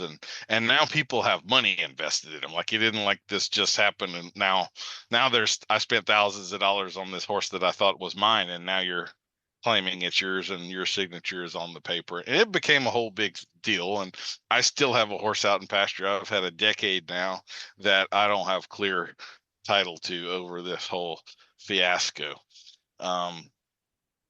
So handshake deals, there's one example of how they can go poorly. Is there any scenario in which that's not a bad idea at this point in time in the world, or what? Well, if there is one, Daniel, I can't think of it. How many horses out there do you think are traveling around with a transfer that is signed, but the person hasn't actually sent it in and processed it and transferred the horse to their name? I bet it's a huge percentage. I was guessing over 50%. I think it's, yeah. Unless the buyer is going to show the horse, and needs to transfer the papers, oftentimes they don't send in the papers. But, fun fact that whose name is on the registration papers is just one piece of evidence about who the legal owner of the horse is. That, in just that situation, you can buy a horse, for valuable consideration for somebody and, either get the papers or not get the papers, but it doesn't make the horse any less yours, that you paid for it, bought it from whoever was then the legal owner.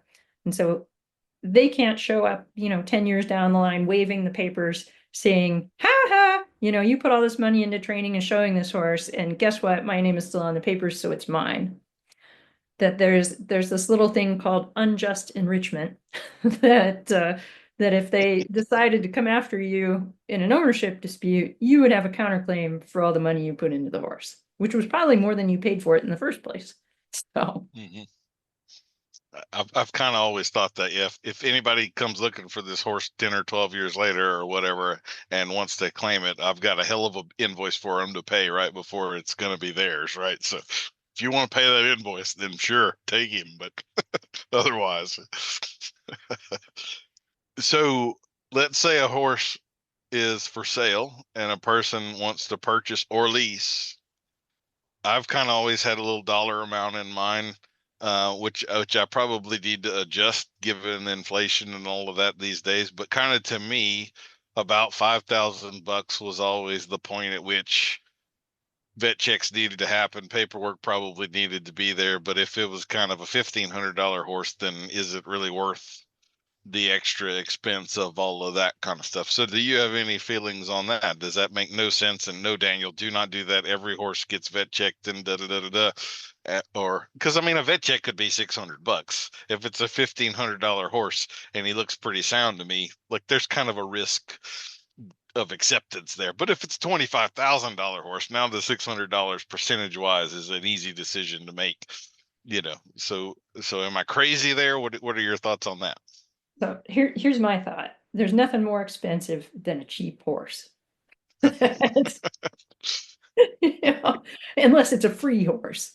That once you get them home, if there's something wrong with them, you're going to have to pay to diagnose it, pay to treat it, And maybe you've got a $1,500 pasture pet who's now going to be living out his days, eating his head off in your back 40. That, like you said, there is now no real safety net, no real outlet for horses in the United States, that used to be, there were, and of course there still are, auctions that have killer buyers. Many of them are, concentrated in states where it's pretty easy to get those horses to Mexico or Canada. The unfortunate reality is that if you buy a $1,500 horse and you get him home and he is not usable, he's going to cost you way more than $1,500 over the rest of his life to take care of him. Or even if you had to euthanize him, that's more than $1,500 now. So, my thinking is do not buy a problem. And if you can avoid it, a good friend of mine right now is looking for a horse, and she just had a thorough pre-purchase exam on a horse that she took on trial, which smart, if that's an option for you. And I think she said that the PPE was $1,600, and the horse vetted clean. But during the trial period, her trainer rode the horse, and it's like, this is not the right horse for you. He's argumentative. You guys aren't going to get along. And so my friend was lamenting that she'd spent $1,600 on the vet check, for a horse that she didn't end up buying. And I said, but boy, I said, think about how much money you would have spent with a few months of training, before you could get this horse resold. I said, you would be racking that up in no time at all. And plus, you'd have to pay your trainer a commission to turn around and resell them for you. I said, but instead you dodged a bullet and now you can go look for something that's a better match. I think the price of the horse is sort of immaterial these days because of how expensive they are to keep. Yes, ma'am. Yeah, even I remember when like strategy was $6.50 a bag, and hay was $2.50 a bale, and we're just in a whole different world now in terms of the costs and upkeeps and yeah, it's something. Well, just look at the cost of, barefoot trim now. Yes, ma'am. It's everything, and no shade on farriers, certainly not. I mean, they work really hard and earn every penny they make. But, every single thing to do with horse ownership has gotten exponentially more expensive in the last decade. I'm going to ask you a little bit of a selfish question now, because this is this may be specific to my state. I don't know, but right around the time that slaughter was banned, I was predominantly a 2-year-old man in the cutting horse world prior to that. And for whatever reason, when that happened, the 2-year-old business just about dried up, starting colts. And I, to this day, I can't explain why this happened, but I started getting a ton of older horses to break, like 8-year-olds, 12-year-olds. I mean, I broke a bunch of them. Like 60% of the horses in the barn were 8 or older, and were just getting started. I don't know why, but it triggered that cascade with me for some reason. I had in a 5 or 7 year period about a dozen horses put into training with me and never picked up. So basically, here's my problem. Enjoy that. Most of them didn't pay the bill. In the state of Louisiana, I can legally take that horse to the sale barn and sell it and keep up to the amount of what I'm owed. But this is post slaughter ban, so that horse is going to bring $175, and I'm owed $1,300 or something. So it doesn't touch the problem. And I can still say to this day, I have never sold a horse for slaughter. And to me, being able to say that honestly is certainly worth a lot more than the few $100s that those horses would have brought. So I've got a dozen horses out in pasture getting older that are going to just die off year by year at this point, that I don't have clear title to. According to the state's agriculture department, I will never have clear title to these horses. There's no law that allows Daniel to become owner. I can go through, for the ones that are registered, the breed associations in which I have to pay a fee, fill out an affidavit, and then go through a committee where they may or may not grant me the papers of the horse. And so it's been like I've changed the way I do business because of that whole deal, and I haven't had any of that happen since. But I'm just kind of curious on your thoughts on that, where I've got plenty of acreage. They're just horses. They're out there. They're a nice little herd. They're pretty. I have a relationship with. I don't really ride them or do much with most of those horses because there kind of is like a boundary there to me that's not really my horse, and so I'm still a little more hands off. But at the same time, if he gets cut, I'm taking him to the vet, and I have to deal with or whatever. I feel responsible for them. But there's some more handshake deals. That was a time which there was no contracts. I now take a deposit, so I make sure that the customer has skin in the game, and I'm at least covering some feed or whatever before. So thoughts on that, I guess. How stupid am I? So to your question about whether that's state specific, I mean, the states all have different lien laws that they all say different things, but a lot of states have statutes that give somebody who's providing services to livestock, a lien, kind of like a mechanic's lien, on the animals that are in their care. But in many cases, these statutes date back to the cattle rustling days, when the cattle were worth much more than the cost of feeding them. So many times these statutes say that you got to go get a court order in order to be able to sell the livestock to satisfy the lien. In almost every case that's ever come across my desk in several decades, the horses are not worth as much money as it costs to go get that court order. That my advice is always the same when I've got somebody who's a trainer or a boarding facility owner, and that is, do everything you can to just get the owner to come pick up that horse and get it off your payroll, and then come after him for the money they owe you. That horse is, eating you out of house and home. It's filling up a space that could be taken up by a paying customer's horse. This is a lose-lose for you, that hopefully you get them to pick up the horse while you're still owed something that's in small claims territory, and then you can DIY it and take them to small claims. So collateral that eats is not good collateral. So when I was still apprenticing, one of the guys I worked under had a horse like that, where the guy fell behind and he just wound up putting it on board, and he kept the horse kind of as the collateral and all. And I was always scratching my head. I was like, man, this is a $2,500 horse. In 3 months' time, you have lost way more than you would have if you'd have just sent this thing home and got him off with even if you didn't collect a penny, you're still money ahead by just opening the hole and getting him out of here. And then here I am with 10 of the damn things. So what do I know? But anyway. yeah, it takes a special kind of person to drop their horse off at a trainer and then just never pay you and never pick them up.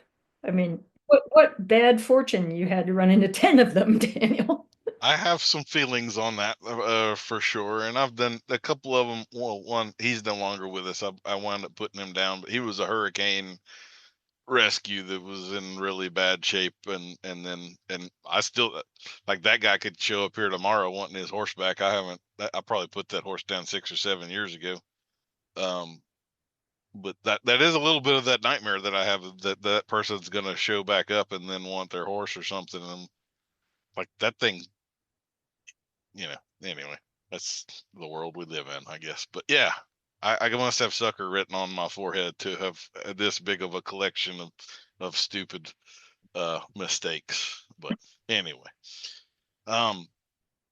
so one thing, we talked a little bit about this, and I'm kind of curious if you have dealt with this, because in my experience, these things are nothing but a legal nightmare and an ethical one as well. The kill pens. And I don't know if this is true in your area, but in my area, we had one particular one where they would, they're going to fill a contract of 80 head or whatever. They're going to buy 90. They're going to find the 3 pretty fat ones or whatever, 2 for 3 that can ride. And then they're going to put them up for bail on Facebook. And now the horse they paid $117 for is $1,800.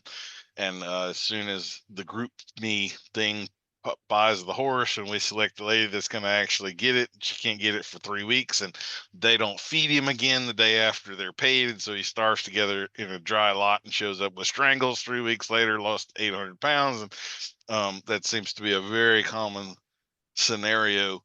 I don't know, thoughts on that? Like that, there seems like a whole bunch. I have that particular place is called Thompson's Horse Lot. They're not in the state anymore, I don't believe. Like I don't, those people must have known as much about the law as a lawyer, because they knew exactly how far they could push certain things without actually crossing the line that would have triggered, like you would not have thought, but they had so many law enforcement agencies watching them and waiting on the moment when they could, and they would always stay just under whatever line they had to stay under before they something would actually happen.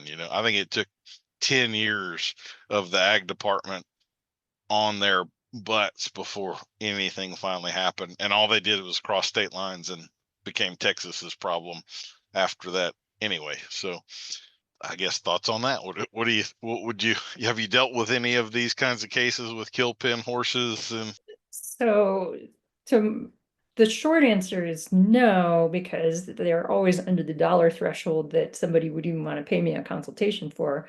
But I'm certainly aware of the whole industry that has grown up around, like you say, bailing these horses out of alleged kill pens.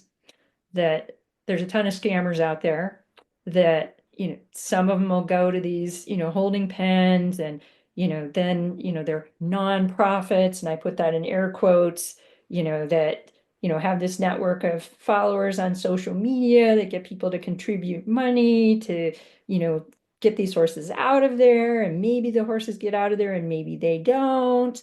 That's another one of the scams. It's certainly there's no law against the kill buyer going to an auction, paying $117 for the horse, and then turning around and charging $1,800 for it. I mean, he's within his legal rights to do that. People have been doing that at horse auctions for centuries. Going and finding a deal and then flipping it. There's nothing wrong with that.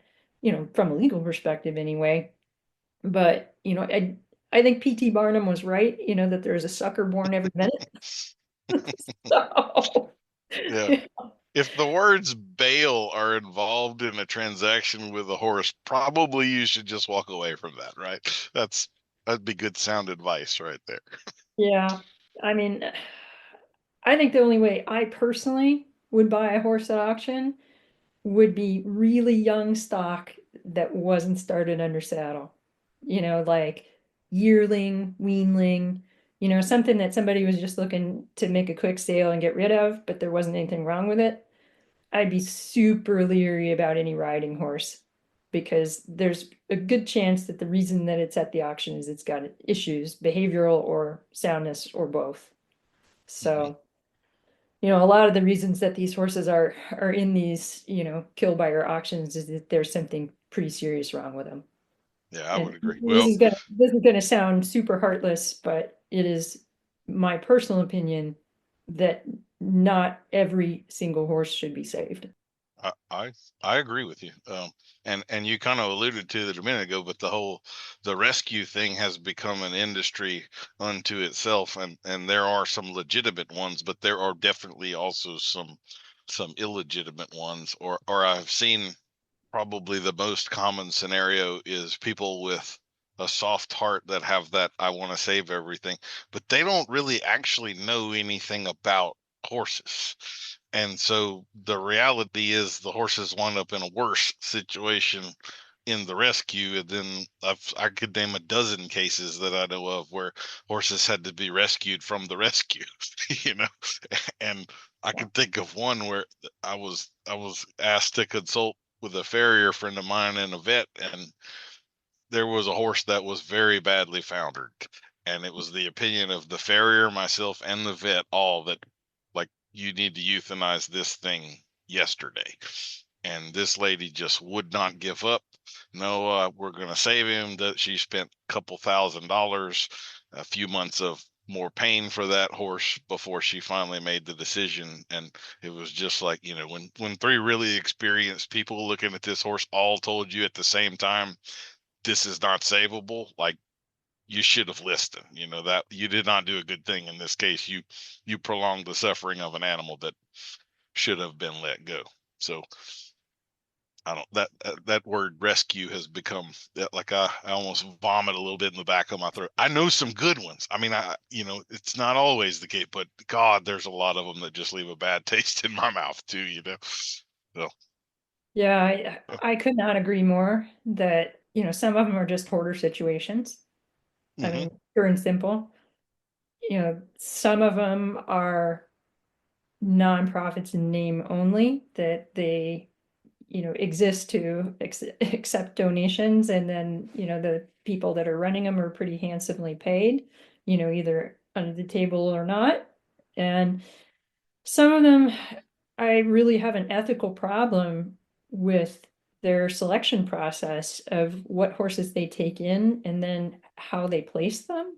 That, I'm thinking of a rescue that I'm aware of that's a legitimate organization, but they have transitioned from taking in horses that were either already usable riding horses or potential usable riding horses. And they used to have, local trainers that would work with them to, get these horses to a point where they had a good chance at a useful future. And I read in their most recent glossy report with lots of pictures that the majority of the horses that they placed last year were companion animals. And I thought, wow, first of all, who has the land and the money to take in all these companion animals? And then what happens when, let's say that horse is 10 now.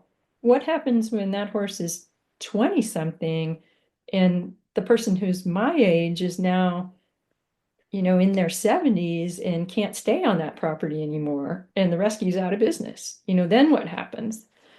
If that horse had been a riding horse from the start, there'd be a good shot at finding it another, good home. But Mhm. I worry that, usable animals are being, turned down by this particular organization, and then they're taking in these super hardship cases. And, of course, they have this big social media presence where, they're seeking donations for the often extremely expensive major interventions, that these, unrideable and never will be rideable horses need to even make them pasture comfortable. And so my personal opinion is that I have ethical problems with that. I agree with you. I think that their empathy is an important quality, but you can have too much of it, just as you can have too much of some other qualities, and it can lead to some bad or unfortunate decisions like that. Yeah. Well, and if you're spending, say, $6,000 for a surgery for a pasture pet, how many horses that had nothing wrong with them could you have Mhm. helped? Yeah. Yes, ma'am. So, Absolutely. there has to be some element of pragmatism, but often it's not there. Well, let's talk a little bit about some of the offerings that you've got on your website. And of course, as always, we'll have links in the show notes to your site and everything. But you've got some pre-made forms. I think you said earlier one size fits most on some of that stuff. You do consultations and stuff. So what sort of offerings do you have? And as a secondary question, you're practicing law in 4 states. I don't happen to live in any of those. So uh, is a guy from Louisiana a likely customer for you that you can actually help, or is it needs to be someone who is more in one of those 4 states because the case law state to state changes so much, or what? Well, for our stock forms, anybody, in any of the 50 states, those would be good for. And we do have some, state specific addenda, to address, the equine activity liability acts that are particular to states. So, but in terms of, representing clients, like whether that's drafting a customized contract for them or representing them in litigation, that either the client has to live in one of the states where I'm licensed to practice, or they have a matter pending before, a governing body of horse sport, or they have a matter pending somewhere else, but they associate with local counsel. Like I have a case right now in Arizona, and I'm not licensed in Arizona, but you can be licensed, on a provisional basis, like on a case by case basis, to handle certain things. So, in terms of consultations, I offer those only to the folks that, are in a state where I'm licensed to practice or, have one of the other scenarios that I described. But for the basic template forms, those would be valid for pretty much anybody else. Right. So, and, over a couple of decades, I've developed this suite of forms that, cover many of the sort of routine transactions and situations in the horse industry. And it may not be one size fits most, but it's one size fits many. And, certainly, without tooting my own horn too much, I can say that they're a whole lot better than, what somebody might cobble together from using their buddies' contracts. Well, I also see on your website that you do some speaking engagements. Are there any places in the future that you're locked down to go give talks at or anything like that at this time? So the next one that I'm aware of coming up is the American Quarter Horse Association has a professional horseman, seminar in Las Vegas in January. You don't have to be a pro horseman or even an AQHA member to go. I went last year as, just an attendee, and it was fantastic, Daniel. The AQHA has some corporate sponsors who heavily subsidize the cost. So it was really inexpensive. And I learned so much that they had, some fantastic experts about financial stuff, how to run your business. They had social media people that gave talks. They had someone, a colleague of mine, Yvonne Okran, who gave a legal talk. I mean, it was fabulous. I'm going back next year, and I think I'm going to be the legal speaker coming up. I was talking to the folks who put it on while I was there, but I haven't seen the paperwork, but it's a long way off.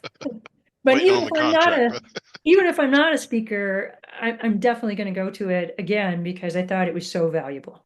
That's very good.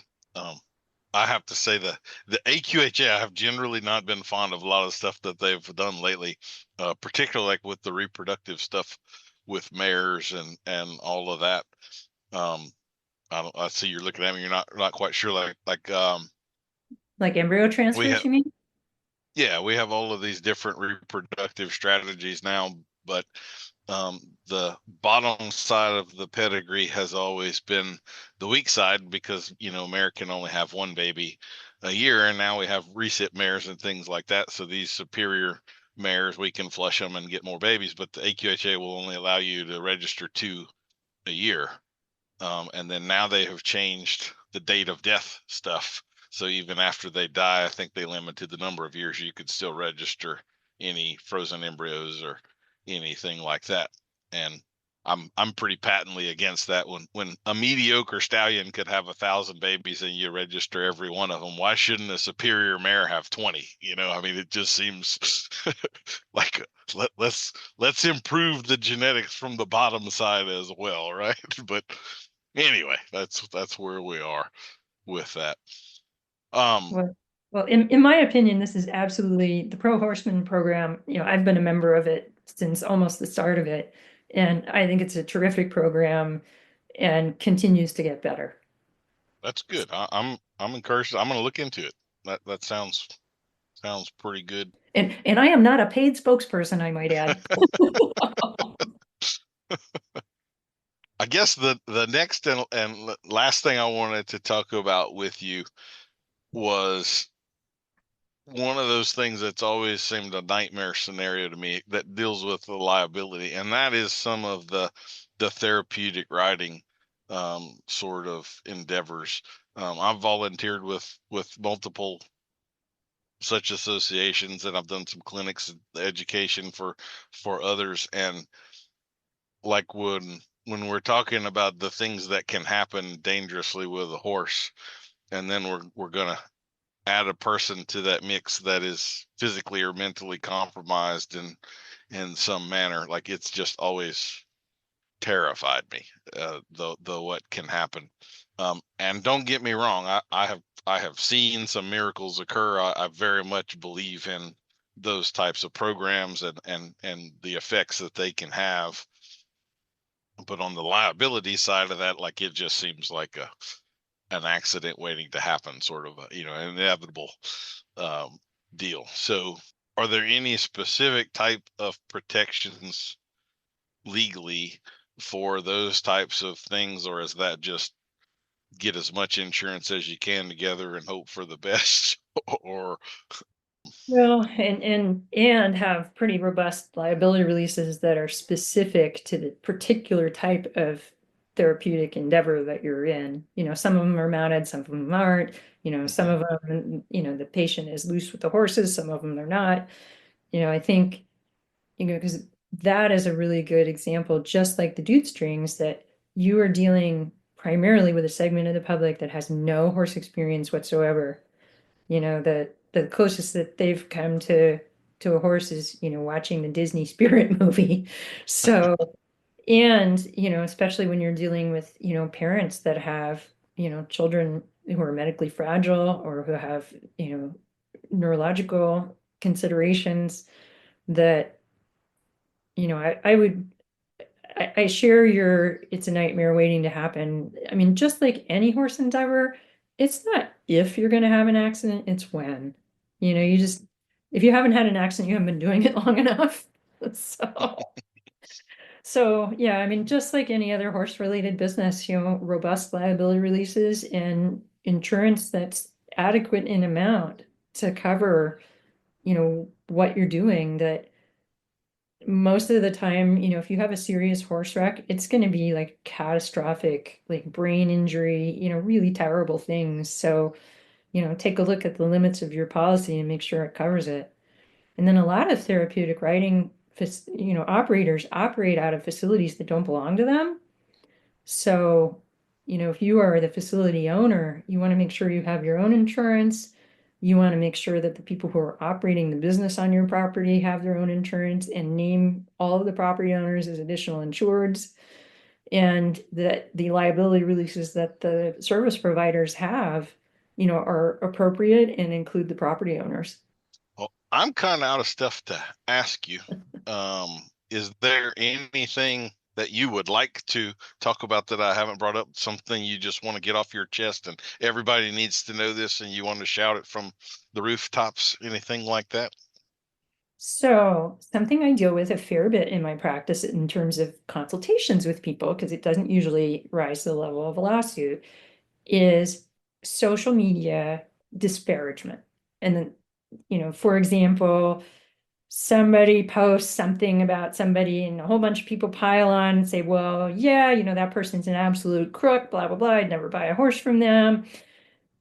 People that, troll clinicians in particular. I've had clients who are clinicians that had people that, that were a little unhinged, that would like show up to their, clinics, that were at horse expo type things, heckle them, where we had to have like security briefed ahead of time, those kinds of, yeah, seriously. That, I've always said, if you ask, two horse people their opinions about something, you'll get four different opinions. So, that there's a lot of polarization, in our country to begin with. And, the whole horse world has always been a little bit polarized, but I think now more than ever. And so you deal with situations now where it's so much easier to ruin somebody's sale or somebody's reputation by, clicking away at a keyboard. And so I think folks need to be really careful what they post on the internet, both stuff that they post about themselves and stuff about other people, that I will quite candidly say that much of the evidence that I have these days in a lot of my cases is social media messages, emails, social media posts.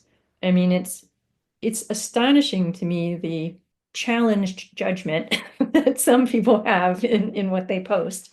Not just about other people, but about themselves.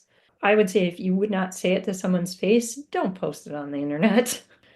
But I have folks who come to me with situations where people are trashing them on the internet, and they're like, well, what can I do? And sometimes depending on the platform, there are ways that you can go about it to get those things removed. Most of the time I say people who are agitators like that they thrive on drama, and so if you don't respond and engage with them, they get bored pretty quickly and move on to their next target. Yeah, social media is, it shows the underbelly of the world, doesn't it? I mean, yeah, I am exactly what you said. I am pretty regularly shocked at some of the stuff that people made a choice to put out there for the world to read, or video to see, or whatever. It's just, yeah, I I, I know just what you mean. And like you say, there are people whose entire presence is based upon drama and kind of the Jerry Springer of the horse world sort of a deal. And yep, I stay as far away from that as I possibly can. Life is short. So, oh, Yeah. Yeah, I'm right there with you that I don't participate in any horse forums or anything like that because it's just, well, for one thing, I don't have the time. But but for another, I mean, it's a little frightening. it that's a But I think that as professionals, and this was something that we talked about a fair bit at the Pro Horseman conference, was as professionals, we're out there in the public light, when we're at clinics, when we're at horse shows, there's always somebody watching with a cell phone camera. And, how do we defend ourselves against that? And, we touched on this earlier, number one, don't do anything you wouldn't want to get caught on film. Sometimes that's not always possible. I mean, that you could be treating a horse in a way that's perfectly appropriate for the situation, and you'll have an army of internet trolls tell you it's abuse. And so it's not a bright line. And the consensus among the professionals was that the best thing you can do is don't feed the trolls. Don't engage with them, but then also have your own positive presence out there, where you're out there showing all of the good things that you do. You've got a good website, you've got maybe a YouTube channel, you've got hopefully people in their 20s who can help manage it for you. And, but that's the best thing you can do is basically develop your own brand the way that you want to be seen. so I have another question for you here. You said a word that reminded me of a question I meant to get into, and this is the deep end of the pool. So feel free to back up or put a life jacket on, or whatever. But Well, there's probably hardly anybody listening at this point, Daniel. They're probably all snoozing away. oh no, they're used to long ones with me. So um, but this kind of gets into the word abuse and the cruelty and the criminality. I have a little different take on this than a lot of people do. Like I wrote an article not long ago. There was one of the European deals put out a major paper on the crisis in the horse world. I think that things have improved tremendously for horses over the years. That is not to say that you will not find individual cases of bad things happening, but in my mind, there's never been a better time to be a horse in the history of the world than right now. And I think we get a little hyperbolic throwing some of these words around, like abuse and cruelty and crisis and things like that. And I think especially with the social license to operate and those sorts of things happening now, that the hyperbole and sort of the range of bad, the relative scale, is kept at the forefront of our mind. A 2 is not an 8.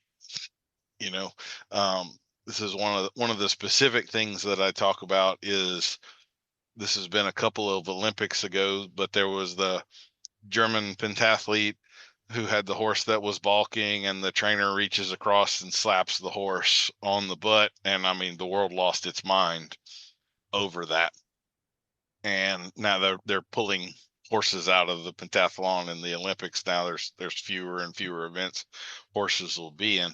And when I watch that as a horse trainer and someone who reads body language very well and understands behavior, that horse was very clearly in the sympathetic nervous system, adrenaline, cortisol, and that means that the sensitivity in that horse was gone at that point, and the degree of the whack on the butt that it got was something it wouldn't have even felt.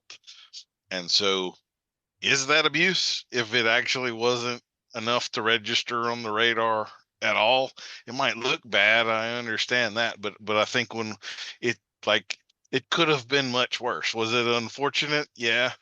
Was it against the rules? Clearly. Should a trainer, interfere and all of that stuff? No.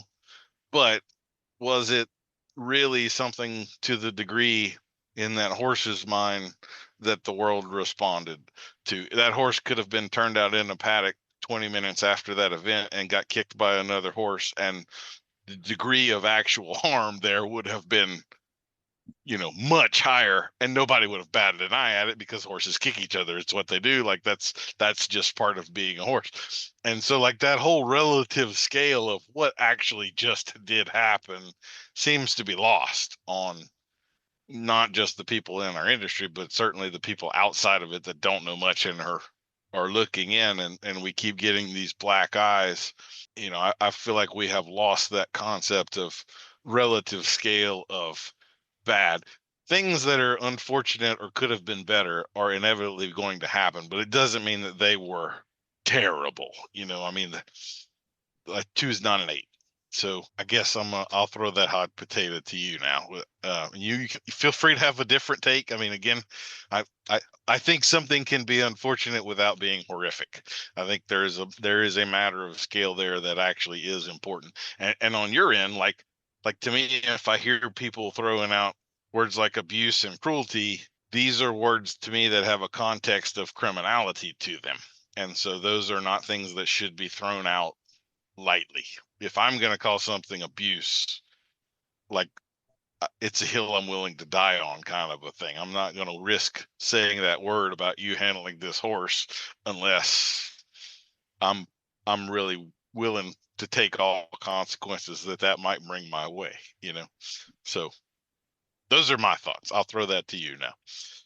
Yeah, I agree with you, Daniel, that there has to be some sort of discretion and judgment, that there is a scale.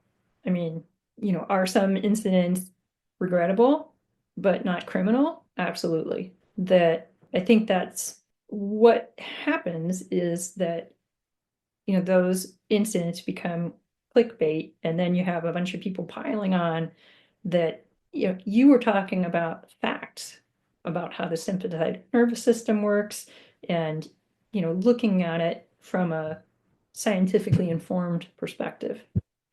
The vast majority of people who watched that video looked at it with feelings. And so, I think that's an important component in deciding whether something is inappropriate versus abuse or cruelty, is what was the actual impact on the animal, not the impact on the person who was watching it. And those are two really different things. Well, it seems like it plays into the mindset of, I shouldn't have to see anything that's uncomfortable for me. And I think that's a really slippery slope. Do I think that some of the things that I've seen on social media and elsewhere where, professionals either recused themselves from competition, withdrew, or basically got canceled by an internet mob, Do I find some of those things troubling to watch as a horse person? Yes. Do I think they deserve to be crucified because of it? Absolutely not. In most Like, cases, I'll say I've I seen mean, a there's couple a things that, sliding. yeah. Well, I think you're right that there's a sliding scale that, I mean, you and I are old enough to remember, the scandal where, they had the guy who was going around electrocuting horses for the insurance money. You know, I think pretty much everyone could agree that that was cruel. So, that there are some, pretty black and white situations, but when you're talking about a human disciplining a horse in a tense moment, I think it's really context specific. And like you say, what was the actual impact on the animal? That ties in, and I've said this a bunch of times on the podcast, but like where I was talking about the USDA and the PAST Act and all of that stuff before in 2016, when the PAST Act actually passed and the APHIS rules were written. And keep in mind that the PAST Act is an amendment to the Horse Protection Act. It wasn't, I forget exactly how many pages it was. It was like 13 pages long or something. The APHIS rules on the policies and procedures of how to enforce that was like 300 pages long. And a lot of people don't realize that. And then, like, part of that, there was a specific sentence in there. This was the biggest red flag of the whole thing, that was going to make it a criminal act of cruelty to perform knowingly any act that would foreseeably cause pain to a horse. Well, on the surface, that sounds pretty reasonable. I don't want people doing things to intentionally cause pain to a horse until my vet needs to give him a shot, and until my farrier needs to put hoof testers on there to find an abscess. Can you breed a mare without expecting that she's going to have pain when she foals? And so, like, the law of unintended consequences on some of these things is pretty catastrophic. I always make the joke of Bob Barker with his tagline of "Have your pets spayed and neutered." Let's snap our fingers and give Bob his wish. Dogs and cats go extinct in 20 years. Right? I mean, sometimes these sort of ideals, pie in the sky thoughts, if we really think about what the consequences of doing that would be, it's actually catastrophic, not helpful. And so that's the kind of stuff that scares me out there, because like you said, the internet mob comes on there, and you go on the internet and try to defend, yeah, we need to have the right to cause pain to horses. That's not going to go very well for you. But realistically speaking, make that criminal. And There's a not insignificant contingent out there that thinks that people shouldn't own or ride horses or handle them at all. That group of people doesn't explain what would happen to all of the horses who are already in captivity. But it's not insignificant, and I would say it is a group that seems to be growing. yes, ma'am. They're also a group there in their hidden agenda. Extinction is a more valid option to them than a single animal in captivity or so forth. Like they have that history of euthanizing 90% of the animals surrendered to them and all of that kind of stuff. Yeah. Yep. I know exactly what you mean. Yes, ma'am. Well, and that ties back into what you're saying about the social license to operate. It gets hard to control the conversation when people within our ranks are doing stupid stuff that they shouldn't be showing out there on the internet anyway, right?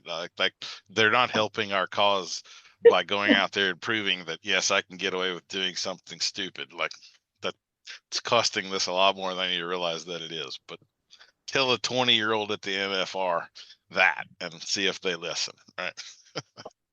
Well, Rachel, it has been a pleasure having this conversation with you. I have learned a ton. I'm definitely not going to sleep tonight, but I'm going to get up 9 times and check all of the gates and develop OCD over this kind of stuff. Walk the perimeter fences with a flashlight, but that's okay. It is what it is.